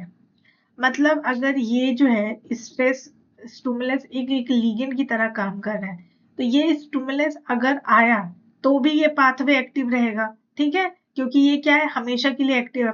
और अगर लिगेंड नहीं आया, कोई स्टिमुलस नहीं आया तो भी ये एक्टिव है, और ये एक्टिव है तो ये अपने नीचे इसको एक्टिव रखेगा, और जिससे कि एक्स एक्टिव रहेगा और टॉलरेंस मिलेगा। तो चाहे लिगेंड आए चाहे ना आए, अगर सीए वाला प्लांट है तो वो हमेशा एक्टिव रहेगा और टॉलरेंस शो करेगा। तो ये बात तो एकदम सही है। नेक्स्ट, अच्छा हमसे करेक्ट स्टेटमेंट ही पूछा था, तो पहला वाला ऑप्शन ही हमारा करेक्ट हो गया। नेक्स्ट क्या बोल रहा है कि x will not be activated in the absence of stimuli. ये इसका उल्टा स्टेटमेंट है, तो हमने ए को तो सही कर दिया, ये वाला गलत है। थर्ड वाला x will be activated in the absence of stimulus के आई। अब यहाँ पे ये के आई प्लांट की बात कर रहे हैं, यानी इस वाले प्लांट की। अब बोल रहे हैं कि एक्स जो है वो एक्टिव है, यानी ये जो एक्स है ये एक्टिव है अगर कोई even in the absence of the stimuli के आई प्लांट।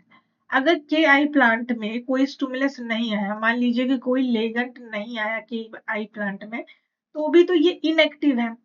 अगर चाहे लिगेंट आए चाहे ना आए, ये रहेगा इनएक्टिव, और अगर ये इनएक्टिव है तो ये एक्स का फॉर्मेशन तो कभी करेगा ही नहीं, तो एक्स तो एक्टिव हो ही नहीं पाएगा। तो इन्होंने बोला है कि एक्स जो है एक्टिव है, तो एक्स एक्टिव होगा ही नहीं, ये स्टेटमेंट गलत हो गया। देन द के आई प्लांट विल बी टॉलरेंस। अब अगर एक्स का फॉर्मेशन ही नहीं हो रहा है तो रिस्पॉन्स के फॉर्म में टॉलरेंस कहाँ से आएगा? और ये बोल रहे हैं कि टॉलरेंट है, तो टॉलरेंट होगा ही नहीं किसमें? के आई प्लांट में। ठीक है, ये बात समझ में आई। क्वेश्चन इजी था, बस आपको जो इन्फॉर्मेशन दी है ना उसको अच्छे से डिकोड करना आना चाहिए, बाकी सब बन जाएगा। नेक्स्ट क्वेश्चन देखें। ये एक सिंपल सा क्वेश्चन है जो आपको क्या बोल रहा है कि मान लीजिए ये लिगेंड है, ठीक है, ये येलो कलर का पोर्शन आपको लिगेंड दिखाया गया है, वो रिसेप्टर से बाइंड हो रहा है और एक डाउनस्ट्रीम सिग्नलिंग चल रही है। तो क्वेश्चन बोल रहा है कि ये एक सिग्नलिंग पाथवे को रिप्रेजेंट किया गया है, आपको इसके इंटरसेलुलर कंपोनेंट को बताना है कि यानी ए क्या है, बी क्या है, सी क्या है और डी क्या है, ये बताना है। तो क्या आप इसको पहचान सकते हैं कि कौन सा मॉलिक्यूल कौन है? ठीक है, अब यहाँ पर देखिए सेल पॉलीफरेशन है। अगर ये सेल पॉलीफरेशन की बात कर रहे हैं तो ये ऑब्वियसली ये आरटीके पाथवे को बता रहे हैं, रिसेप्टर टायरोसिन काइनेस पाथवे। ठीक है, क्योंकि उसी में सेल का पॉलीफरेशन होता है, सेल का ग्रोथ होता है।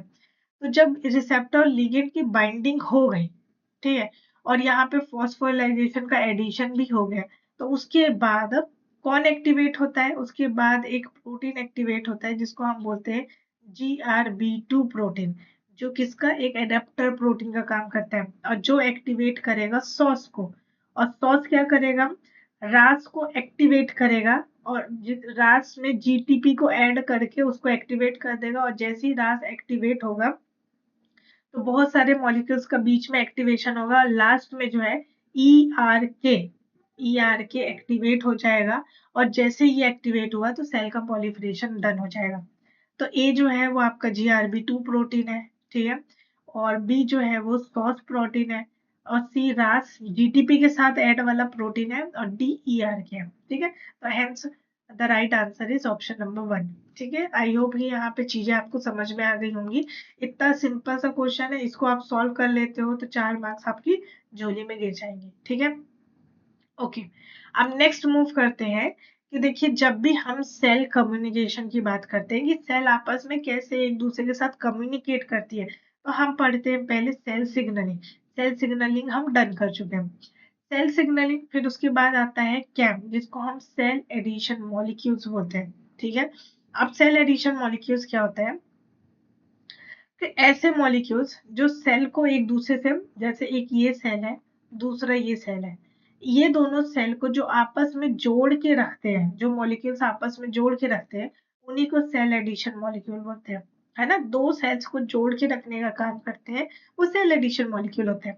अब मान लीजिए कि ये जो है ना सेल है, ठीक है, बहुत सारे सेल हैं, जैसे कि एक ये बना लेती हूँ मैं, ये देखिए इस तरीके से बहुत सारे सेल्स प्रेजेंट है। ठीक है, अब ये सेल्स को आपस में जो जोड़ के रख रहे हैं, इस तरीके से आपस में सेल्स को जोड़ के रखा जा रहा है। ठीक है, तो ये जो जोड़ के रख रहे हैं इसको तो मैंने बोल दिया कि ये सेल एडिशन मॉलिक्यूल है, सेल को जोड़ के रख रहे हैं।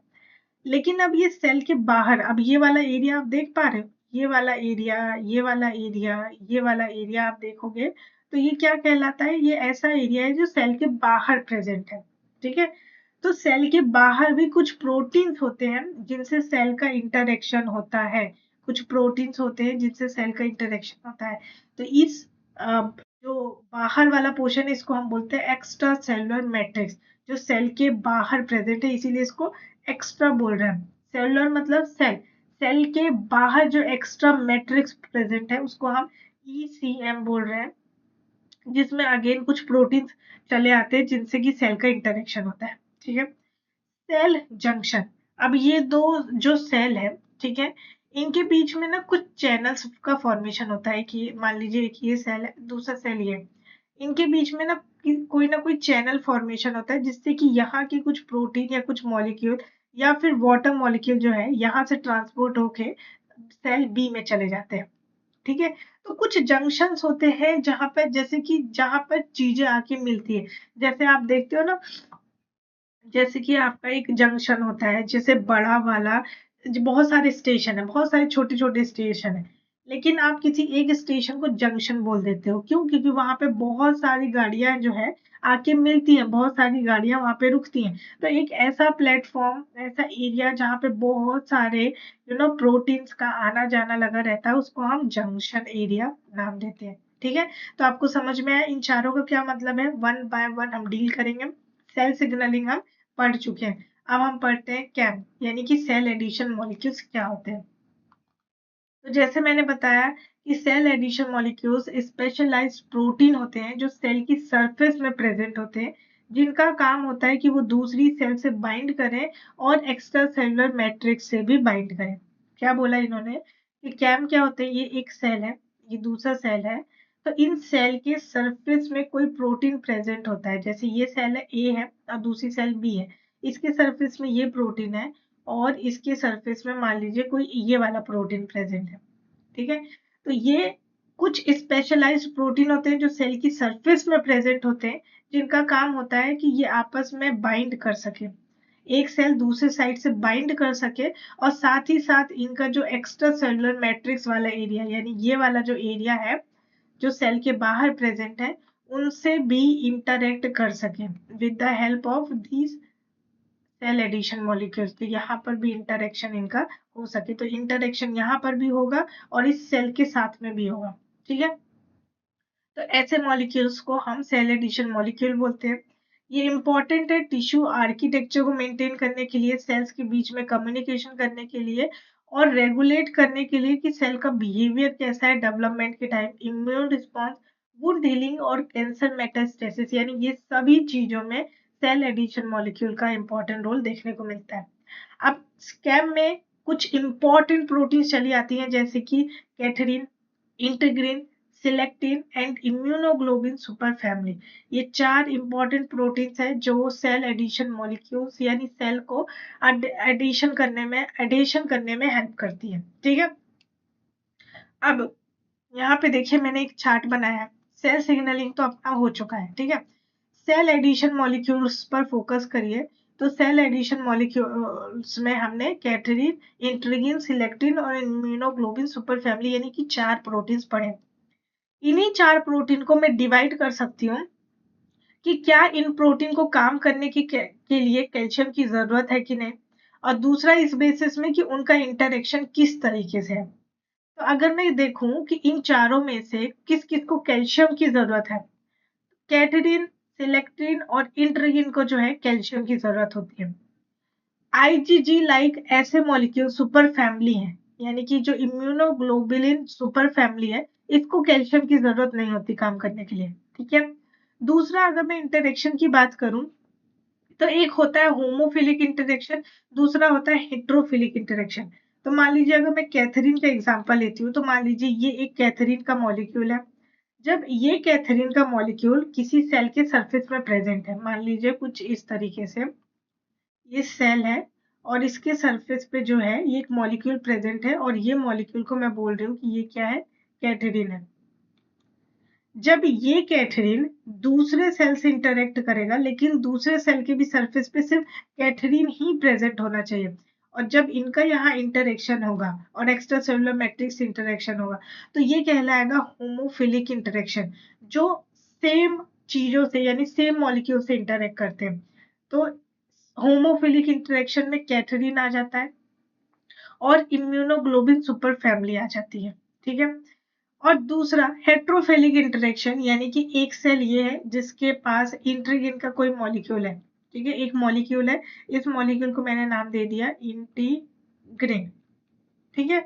और दूसरा कोई यानी कि दूसरा कोई सेल है जिसमें कोई दूसरा प्रोटीन प्रेजेंट है, जैसे मान लीजिए ये प्रेजेंट है, ये कोई प्रोटीन है जिसका नाम है इम्यूनोग्लोबिन सुपर फैमिली वाला है, ठीक है। तो ये अलग है, ये अलग है, और ये आपस में जब सेल को एडहेर करते हैं यानी सेल को जुड़ने का काम करते हैं तो इसको हेट्रोफिलिक इंटरेक्शन बोलते हैं।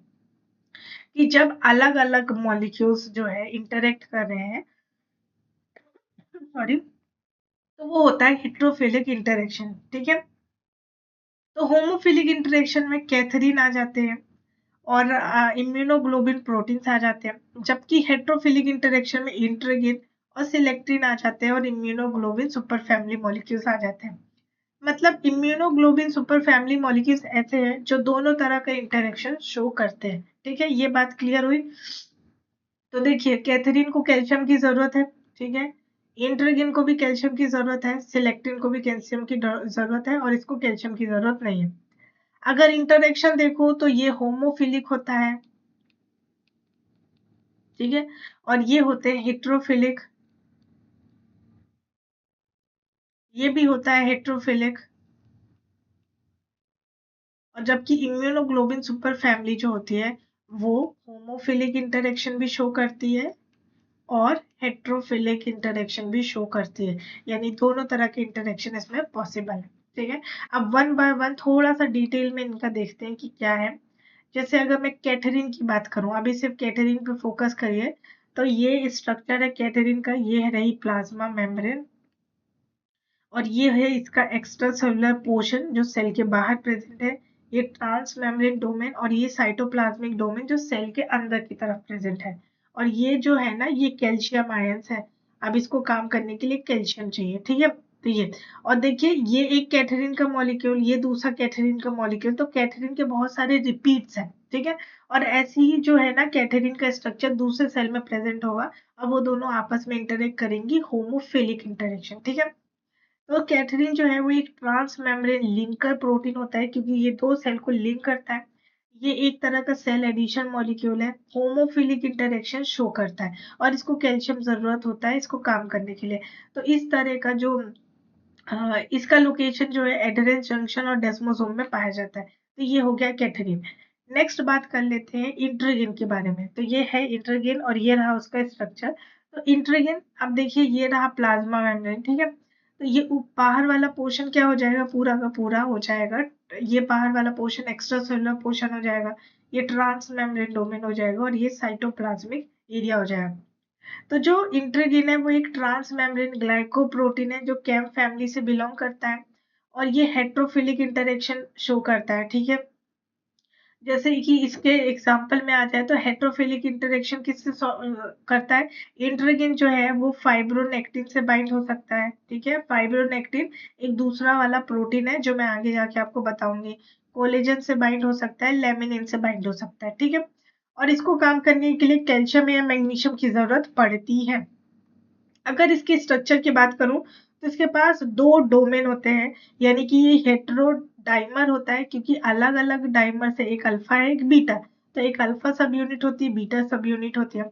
और ये एक ट्रांस मेम्ब्रेन लिंकर प्रोटीन है, क्योंकि ये क्या कर रहा है, दो सेल्स को लिंक कर रहा है, ठीक है। फिर उसके बाद क्या है, इंट्रीगिन मॉलिक्यूल के पास non covalently associated glycoprotein subunit होता है अल्फा बीटा।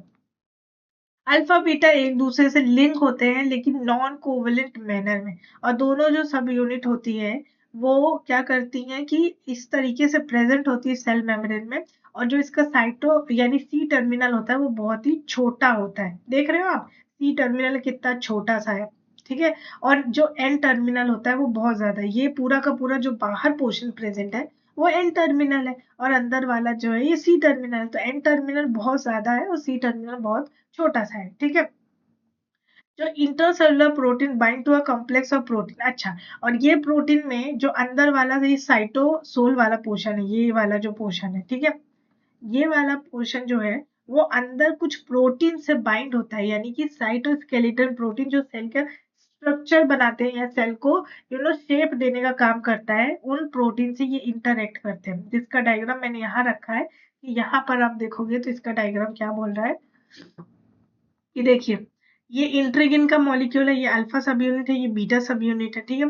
ये सेल से भी इंटरेक्ट करेंगे और ईसीएम से भी इंटरेक्ट करेंगे, यानी कि एक्स्ट्रा सेलुलर मैट्रिक्स से भी करेंगे, ठीक है। और अंदर का जो इनका साइटोप्लाज्मिक वाला डोमेन है, ठीक है, वो अंदर कुछ प्रोटीन से इंटरेक्ट कर रहा है। ये देखिए एक्टिन प्रोटीन, जो क्या होता है, साइटोस्केलेटन का फॉर्मेशन करते हैं, ठीक है, यही बात बोली गई है। नेक्स्ट प्रोटीन की बात करूं तो आ जाता है सिलेक्टिन, जो अगेन एक सेल एडिशन मॉलिक्यूल है, हेट्रोफिलिक नेचर रखता है, ठीक है, और इसको भी कैल्शियम की जरूरत होती है। ये एक्सप्रेस होते हैं एंडोथेलियल सेल्स में, ल्यूकोसाइट्स में या प्लेटलेट में। और सिलेक्टिन जो होते हैं वो क्या होते हैं, ऐसे सेल्स, सिलेक्टिन से जो होते हैं वो सेल सरफेस सिलेक्टिन होते हैं, ठीक है, जिनका रोल होता है सेल एडिशन में, सेल टू सेल एडिशन में काम करते हैं, ठीक है। तो जो ये सिलेक्टिन मॉलिक्यूल्स होते हैं ना, ये एक प्रोटीन से, सॉरी, एक कार्बोहाइड्रेट से बाइंड करके रखते हैं, जिसको हम लेक्टिन बोलते हैं। लेक्टिन एक तरह का कार्बोहाइड्रेट है जिससे सिलेक्टिन हमेशा बाइंड करके रखता है। तो ये जो ब्लू कलर का पोर्शन है ना, वो आपको दिखा रहा है लेक्टिन का, और ये पोर्शन जो है वो सिलेक्टिन का है। तो सिलेक्टिन जो है वो लेक्टिन से बाइंड करके रखेगा, और लेक्टिन क्या है, कार्बोहाइड्रेट मॉलिक्यूल है, ठीक है। चलो नेक्स्ट बात कर लेते हैं हम इम्यूनोग्लोबिन सुपर फैमिली की, जिसका स्ट्रक्चर अगेन यहाँ पे दिया है, ये प्लाज्मा मेम्ब्रेन है।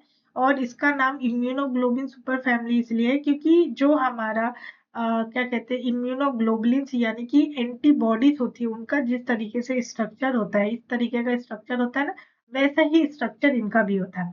इसीलिए इसको इम्यूनोग्लोबिन सुपर फैमिली बोलते हैं। ये सेल एडिशन मॉलिक्यूल होते हैं, ठीक है। और इनका जो एक्स्ट्रा सेलुलर रीजन होता है, ठीक है, ये एक्स्ट्रा सेलुलर वाला रीजन रीजन है, जो आईजीजी डोमेन की तरह दिखता है, बीच में डाइसल्फाइड बॉन्ड्स प्रेजेंट होते हैं। इनको काम करने के लिए कैल्शियम का डिपेंडेंसी जरूरी नहीं है, कैल्शियम इनको नहीं चाहिए। और ये होमोफिलिक और हेट्रोफिलिक दोनों ही इंटरेक्शन शो करते हैं। इनका रोल होता है, ये कहाँ कहाँ पाए जाते हैं, तो ये पाए जाते हैं इम्यून सेल्स में, न्यूरॉन्स में, एंडोथेलियल सेल्स में एंड एपिथेलियल सेल्स में, ठीक है।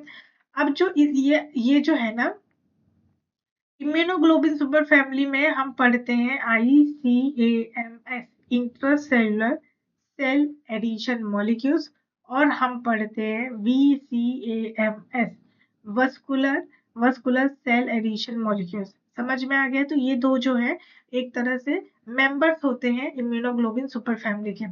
दो मेंबर्स है, कौन कौन से मेंबर्स है? एक होता है ICAMS, intercellular cell adhesion molecules, और दूसरा VCAMS, जो कि वस्कुलर सेल एडिशन मॉलिक्यूल्स। ये जो होते हैं मेंबर्स होते हैं इम्यूनोग्लोबिन सुपर फैमिली के, राइट। तो ये हो गए हमारे पूरे कैंप्स, हमने चारों के बारे में थोड़ा सा डिटेल में देख लिया कि क्या होते हैं, ठीक है। अब उसके बाद हम देख लेते हैं कि एक्स्ट्रा सेलुलर मैट्रिक्स क्या है, ठीक है। एक्स्ट्रा सेलुलर मैट्रिक्स जो ये जो सेल्स है, इनके बाहर जो मैट्रिक्स प्रेजेंट होता है सेल के बाहर, उसको ही हम एक्स्ट्रा सेलुलर मैट्रिक्स बोलते हैं, ठीक है। ये कॉम्प्लेक्स ऑफ नेटवर्क होते हैं मैक्रोमोलिक्यूल्स, मतलब यहाँ पे प्रोटीन भी प्रेजेंट हो सकते हैं, ग्लाइकोप्रोटीन भी प्रेजेंट हो सकते हैं, और पॉलीसेकेराइड भी प्रेजेंट हो सकते हैं, ताकि जो ये जो स्पेस है टिश्यू के बीच में वो फिल हो सके, ठीक है। इनका रोल होता है कि ये स्ट्रक्चरल सपोर्ट देते हैं, बायोकेमिकल सिग्नलिंग करवाते हैं, और सेल का बिहेवियर को रेगुलेट करते हैं, जैसे एडिशन, माइग्रेशन, कि सेल को आपस में ज्वाइन करके रखना, सेल के मूवमेंट, उसका पॉलीफरेशन और डिफरेंशिएशन यानी सेल डिवीजन में इन्वॉल्व होते हैं, ठीक है। अब इसमें बहुत इंपॉर्टेंट क्लासेस चली आती है, कुछ टाइप्स चले जाते हैं ECM के, जैसे एक है कोलेजन, दूसरा है इलास्टिन, फिर तीसरा है प्रोटियोग्लाइकिन, और चौथा है ग्लाइकोप्रोटीन, जिसमें हम फाइब्रोनेक्टिन और लेमिनिन का बहुत इंपॉर्टेंट रोल देखते हैं। देन है मैट्रिक्स एंजाइम, ठीक है। ये सारी चीजें जो होती हैं एक्स्ट्रा सेलुलर मैट्रिक्स में प्रेजेंट होती है। और ये किस तरह के प्रोटीन है वो यहाँ पे दिया है, जैसे कि कोलेजन एक फाइब्रस प्रोटीन है, इसका फंक्शन होता है कि ये स्ट्रेंथ प्रोवाइड करता है, ठीक है। एग्जाम्पल के उसमें देखें तो टाइप 1 यानी कि कोलेजन का टाइप 1 बोन और स्किन में प्रेजेंट होता है। टाइप 4 बेसमेंट मेम्ब्रेन बनाने का काम करता है। इलास्टिन भी एक फाइब्रस प्रोटीन है, जो टिश्यू को इलास्टिसिटी देता है, जैसे लंग्स के टिश्यू को, स्किन की टिश्यू को या ब्लड वेसल को इलास्टिसिटी देता है। और एग्जाम्पल में इसका है इलास्टिन प्रोटीन। देन है प्रोटियोग्लाइकन, जो कि प्रोटीन और गैस का मिल के प्रोटियोग्लाइकन बनाते हैं, जिसका फंक्शन होता है हाइड्रेशन, कुशनिंग मॉलिकुलर फिल्टरिंग करना है, ताकि अगर आपकी सेल को कोई शॉक भी लग रहा है तो एक कुशन जैसा प्रोवाइड करेंगे, ताकि जो है बहुत ज्यादा डैमेज ना हो सेल के अंदर। इसके एग्जाम्पल में एग्रीकेन एंड परलेकेन जो है प्रोटीन चले आते हैं। नेक्स्ट है आपका ग्लाइकोप्रोटीन, जो कि एक एडिसिव प्रोटीन है जो सेल और ईसीएम एडिशन करवाता है, यानी कि सेल एक्स्ट्रा सेलुलर मैट्रिक्स और सेल को जोड़ के रखता है, और ये करवाता है वो इंट्रीगिन्स की मदद से। इंट्रीगिन क्या है? सेल एडिशन मॉलिक्यूल है जो जो बाइंड करता है फाइब्रोनेक्टिन, लेमिन और इन सब के साथ, और ये क्या है? एक्स्ट्रा सेलुलर मैट्रिक्स है। मैट्रिक्स एंजाइम की बात करूं तो इसमें ईसीएम रेगुलेटर चले आते हैं। ईसीएम जो डेवलपमेंट के टाइम पे इंपॉर्टेंट रोल प्ले करते हैं, वुंड हीलिंग और कैंसर में भी इनका इंपॉर्टेंट रोल होता है। एग्जाम्पल में मैट्रिक्स मेटेलो प्रोटीन्स और एंजाइम्स चले आते हैं। ठीक है, तो ये हो गया ईसीएम के बारे में आपका एक रिवीजन। ठीक है, बहुत डिटेल में हम नहीं पढ़ सकते क्योंकि इसका डिटेल भी बहुत ज्यादा टाइम लेगा, और अभी आपको एक रिवीजन की जरूरत है। ठीक है, कंसेप्ट आपको सिर्फ रिवाइज करने हैं। तो अब हम नेक्स्ट देख लेते हैं कि यहाँ पे एक्स्ट्रा सेलुलर मैट्रिक्स में आपने कोलेजन देखा, इलास्टिन देखा, प्रोटियोग्लाइकेंस देखा, लेमिनिन से देखा एंड फाइब्रोनेक्टिन, ये सारे एक्स्ट्रा सेलुलर मैट्रिक्स होते हैं। ठीक है, और जबकि सेल एडिशन मॉलिक्यूल में आपका कैथरीन आ जाता है, सिलेक्टिन, इंट्रीगिन्स और इम्यूनोग्लोबुलिन फैमिली आ जाती है। नेक्स्ट हम बात कर लेते हैं सेल जंक्शंस के बारे में। तो 3 तरह के जंक्शन होते हैं। एक होता है एनकोरिंग जंक्शन, दूसरा होता है ऑक्लूडिंग जंक्शन, और थर्ड होता है चैनल जंक्शन। एनकोरिंग जंक्शन में एडेनिन जंक्शन आ जाता है, फोकल एडिशन आ जाता है, डेस्मोसोम और हेमीडेस्मोसोम्स आ जाते हैं। ऑक्लूडिंग जंक्शन में टाइट जंक्शन और सेप्टेट जंक्शन आ जाते हैं। चैनल की बात करूं तो एनिमल सेल में जो चैनल जंक्शन होते हैं उनको हम गैप बोलते हैं, और प्लांट सेल में पाए जाने वाले चैनल जंक्शन को हम प्लाज्मोडेस्माटा बोलते हैं। ठीक है, अब इसी का एक ये पूरे जंक्शन के बारे में है। सेल जंक्शन के बारे में यहाँ पे आपको बताया जा रहा है। ठीक है, ये सेल है, ये सेल 1 है, ये सेल 2 है और ये सेल 3 है। ठीक है, दो सेल के बीच में इस तरह से टाइट जंक्शन जब प्रेजेंट होता है तो ये आपका टाइट जंक्शन, ये सेल का ऊपर वाला एरिया एपिकल कहलाता है, सेल का नीचे वाला एरिया बेसल कहलाता है। ठीक है, टाइट जंक्शन जो होता है वो दो सेल का यानी एपिथेलियल सेल के गैप को सील करने का काम करता है। राइट, नेक्स्ट आ जाता है सेल टू सेल एनकोरिंग जंक्शन। ठीक है, इस तरीके से ये वाला जंक्शन चला आता है। इसमें एडेनिन जंक्शन आ जाता है जो क्या करता है, एक्टिन फिलामेंट्स को कनेक्ट करता है एक सेल से दूसरे सेल में। ये जो है ना रेड कलर के, वो एक्टिन फिलामेंट्स है, तो ये एक्टिन फिलामेंट दूसरे सेल के एक्टिन फिलामेंट से कनेक्ट हो रहे हैं। हम पढ़ते हैं इसमें डेस्मोसोम्स भी, जो इंटरमीडिएट फिलामेंट को एक सेल से दूसरे सेल में करता है। जैसे कि ये तो हो गया आपका एडेनिन जंक्शन। ठीक है, दूसरा हो गया डेस्मोडोम। तो ये जो ये क्या कहते हैं ब्लू कलर का जो दिख रहा है वो है आपका इंटरमीडिएट फिलामेंट। तो जब एक सेल के दूसरे सेल से इंटरमीडिएट फिलामेंट का कनेक्शन होता है तो डेस्मोसोम बनता है। ठीक है, नेक्स्ट आ जाता है चैनल फॉर्मिंग जंक्शन, जिसमें कि गैप जंक्शन चले आते हैं। यानी कि गैप जंक्शन जो सेल्स के बीच में थोड़ा गैप रखते हैं, जैसे कि ये ग्रीन कलर के जंक्शन देखिए, इसमें थोड़ा गैप है, और वो गैप जो है वो किसी भी अलाउ करता है कि कोई भी स्मॉल वाटर सोल्यूबल मॉलिक्यूल को एक सेल से दूसरे सेल में जो है अलाउ करे कि वो पास हो जाए, ट्रांसपोर्ट हो जाए। ठीक है, तो एडजेसेंट सेल यानी कि जो आजू बाजू में जो नेबरिंग सेल प्रेजेंट है उनके साइटोप्लाज्म में से कुछ वाटर मॉलिक्यूल का ट्रांसपोर्ट हो सकता है, पास हो सकते हैं, वो होता है with the help of gap junction. ठीक है, और सेल मैट्रिक्स एनकोरिंग जंक्शन मतलब कि जो सेल मैट्रिक्स के साथ जुड़े हों, क्योंकि ये तो सेल हो गया, सेल के बाहर क्या है, एक्स्ट्रा सेलुलर मैट्रिक्स है, तो एक्स्ट्रा सेलुलर मैट्रिक्स से भी सेल को जोड़ के रखना है। तो वो होता है कि जब यहाँ पे एक्टिन फिलामेंट की मदद से जोड़ा जाता है और दूसरा यहाँ पे इंटरमीडिएट फिलामेंट की मदद से जोड़ा जाता है, तो वो हेमीडेस्मोसोम होता है। हेमीडेस्मोसोम जो है वो इंटर फिलामेंट को जोड़ के रखता है कब, सेल को एक्स्ट्रा सेलुलर मैट्रिक्स के साथ। ठीक है, तो ये this is all about junction. तो आई होप कि एक तरह से आपका एक रिवीजन हो गया होगा। ठीक है, हम बहुत डिटेल में नहीं पढ़ सकते, सिर्फ आपके रिवीजन पॉइंट ऑफ व्यू से सारी चीजों को कंबाइन करके प्रेजेंट किया गया। अब चलिए कुछ क्वेश्चन सॉल्व कर लेते हैं। जैसे कि अब बताइए कि कौन सा इनमें से प्रोटीन है जो सेल एडिशन प्रोटीन नहीं है, यानी कि सेल एडिशन मॉलिक्यूल नहीं है।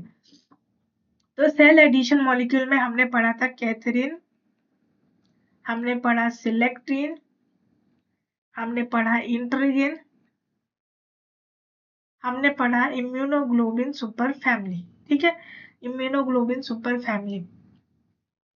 जो लेमिनिन्स है ये है आपका एक्स्ट्रा सेलुलर मैट्रिक्स में चले आते हैं। तो सेल एडिशन मॉलिक्यूल जो है ना लेमिनिन्स नहीं है, लेमिनिन्स एक्स्ट्रा सेलुलर मैट्रिक्स में चले आ जाते हैं। हैंस यहाँ पे जो नॉट पूछा है तो वो है ऑप्शन नंबर 4। ठीक है, नेक्स्ट क्वेश्चन आपसे नॉट ट्रू पूछ रहा है, तो एक एक करके स्टेटमेंट पढ़ते हैं। पहला स्टेटमेंट बोल रहा है कि कैथरीन एक ट्रांस मेम्ब्रेन लिंकर प्रोटीन है, एक सही बात है, जिसको जो कैरी आउट करता है calcium mediated adhesion cell between adjacent cell, यानी एडजेसेंट सेल को जोड़ के रखता है और उसको कैल्शियम चाहिए होता है काम करने के लिए। तो ये तो एकदम करेक्ट बात है, ठीक है, ये हमको पता है। नॉट ट्रू पूछ रहा है तो ये तो ट्रू हो गया। नेक्स्ट है integrin are transmembrane adhesion protein, सही बात है, दैट मीडिएट होमोफिलिक एडिशन। ओहो, जो आपका इंट्रिगिन होता है ना वो हेटेरोफिलिक एडिशन करता है, ठीक है, तो होमोफिलिक लिख के इन्होंने ये तो गलत कर दिया। नेक्स्ट है selectin are cell surface lectin, सही बात है, सिलेक्टिन एक ऐसे मॉलिक्यूल्स हैं जो सरफेस पे लेक्टिन मॉलिक्यूल से बाइंड करके रखते हैं और जिनका रोल होता है सेल एडिशन इंटरेक्शन करवाना ब्लड स्ट्रीम के थ्रू, ये भी सही बात है। फिर उसके बाद जो है हमने इम्यूनोग्लोबिन सुपर फैमिली में हमने दो देखे थे, एक है ICAMS देखा था और दूसरा हमने VCAMS देखा था। ICAMS intercellular cell adhesion molecule है एंड VCAM जो इनकी फैमिली मेंबर्स है वो क्या है, वस्कुलर सेल एडिशन मॉलिक्यूल, तो ये भी सही है। तो सिर्फ बी ऑप्शन ही गलत है, तो देखिए ओनली बी जो है आपके सेकेंड ऑप्शन में चला आता है और इस तरीके से 4 मार्क्स आपकी झोली में गिर जाएंगे। तो ये देखिए कितना आसान क्वेश्चन था। नेक्स्ट क्वेश्चन है, ये एक मैच द टाइप क्वेश्चन है, ठीक है। कॉलम ए में आपको सेल एडिशन प्रोटीन बताया गया है, जबकि कॉलम बी में उनके कैरेक्टरिस्टिक्स बताए हैं और आपको सिंपली मैच करना है करेक्ट कॉम्बिनेशन को। तो देखिए अब इसमें क्या है, इंट्रीगिन जो है, इंट्रीगिन किससे मैच होगा, यहाँ पर देखिए तो देखिए जैसे ही लेक्टिन वर्ड आया, लेक्टिन वर्ड आते ही मैं इसको डी से मैच कर दूंगी, तो डी मैच हो गया फर्स्ट से।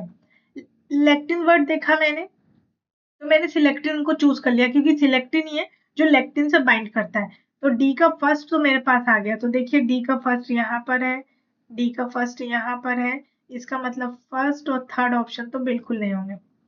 नेक्स्ट है ओके कैल्शियम डिपेंडेंट, तो कैल्शियम तो इंट्रीगिन को भी चाहिए, कैथरीन को भी चाहिए, सिलेक्टिन को भी चाहिए, सिर्फ सुपर फैमिली को नहीं चाहिए। ओके तो हम इंट्रीगिन को ढूंढ लेते हैं। तो इंट्रीगिन का यहाँ पे देखिए, इंट्रीगिन जो है एक transmembrane cell adhesion protein है जिसका काम होता है एक्स्ट्रा सेलुलर मैट्रिक्स में, ठीक है, इंटरेक्शन करना, तो ये एक हो सकता है, ठीक है।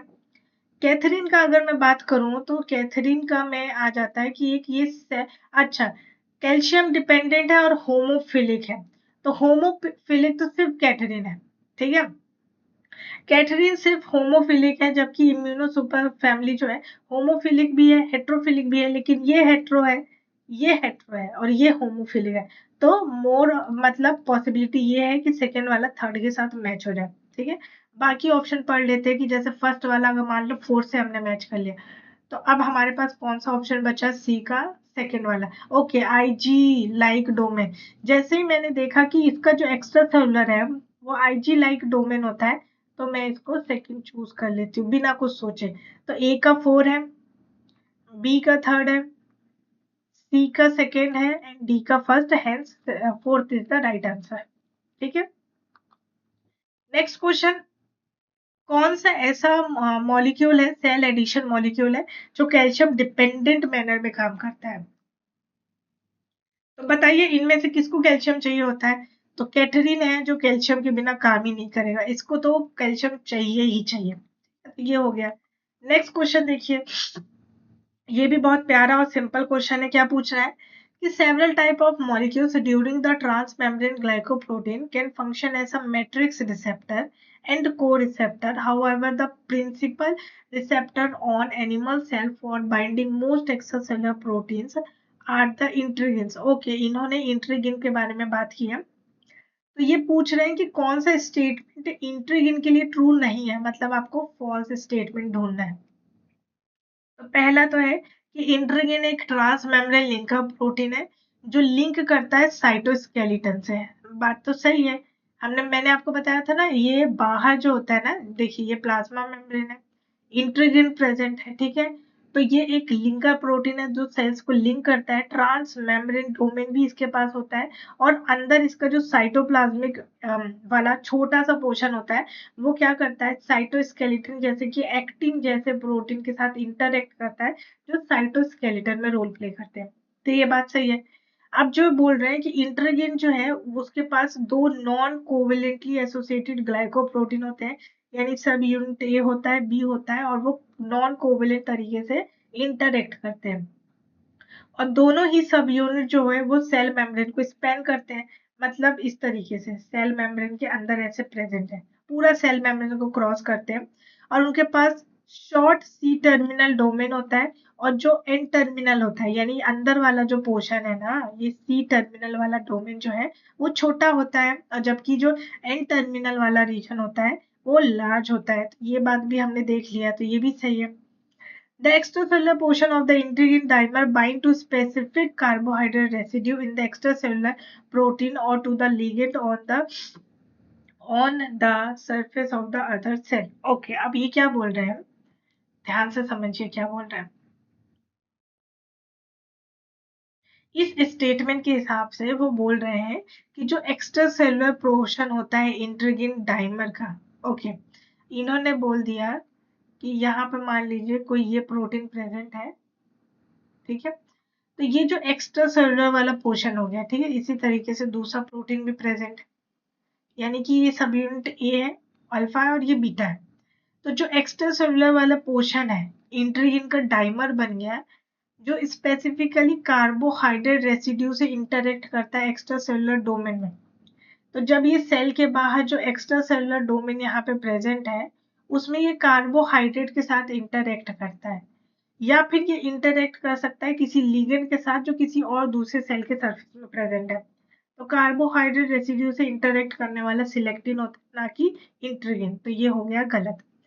जो इंटरसेलुलर पोर्शन है इंटीग्रिन का, वो कॉम्प्लेक्स ऑफ प्रोटीन से जो है इंटरेक्ट करता है जो साइटोस्केलेटन का फॉर्मेशन करते हैं। एकदम करेक्ट बात है। तो हमें फॉल्स स्टेटमेंट ढूंढना था, तो option number 3 is the wrong statement. Hence जो इस क्वेश्चन का आंसर है वो आंसर नंबर 3 है, ठीक है। नेक्स्ट क्वेश्चन है, which one of the following permit the rapid diffusion of small water soluble molecule between the cytoplasm of the adjacent cell? तो इनमें से कौन सा ऐसा मॉलिक्यूल है, जंक्शन है, जो स्मॉल वाटर सॉल्युबल मॉलिक्यूल को दो सेल में डिफ्यूज हो जाने देता है, या ट्रांसपोर्ट हो जाने देता है, या पास हो जाने देता है। तो हमने कौन सा पढ़ा था, गैप जंक्शन, अगर याद हो तो। गैप जंक्शन हमने पढ़ा था ना। मैं आपको एक बार और डायग्राम दिखा देती हूँ। यहाँ पर देखिए, गैप जंक्शन ही है ना जो स्मॉल मॉलिक्यूल को पास हो जाने देता है, वाटर सोल्यूबल स्मॉल मॉलिक्यूल को पास हो जाने देता है या डिफ्यूज हो जाने देता है। तो इसमें गैप जंक्शन जो है आपका राइट आंसर हो जाता है, ठीक है। तो यहाँ पर हम अपने सेल सिग्नलिंग का कॉन्सेप्ट कंप्लीट करते हैं। इस वीडियो को यहाँ पर हम कंप्लीट करते हैं। आई होप कि ये सेशन आपके लिए यूजफुल होगा, आपका अच्छे से रिवीजन हो गया होगा। सो अभी आपका एग्जाम आने वाला है, so all the best for your exam. अच्छे से पढ़िए, अच्छे से रिवाइज करिए, और ऐसे ही वीडियो के लिए हमारे चैनल से जुड़े रहिए, ठीक है। तो मैं मिलती हूँ आपसे नेक्स्ट वीडियो में, तब तक के लिए take care and bye bye.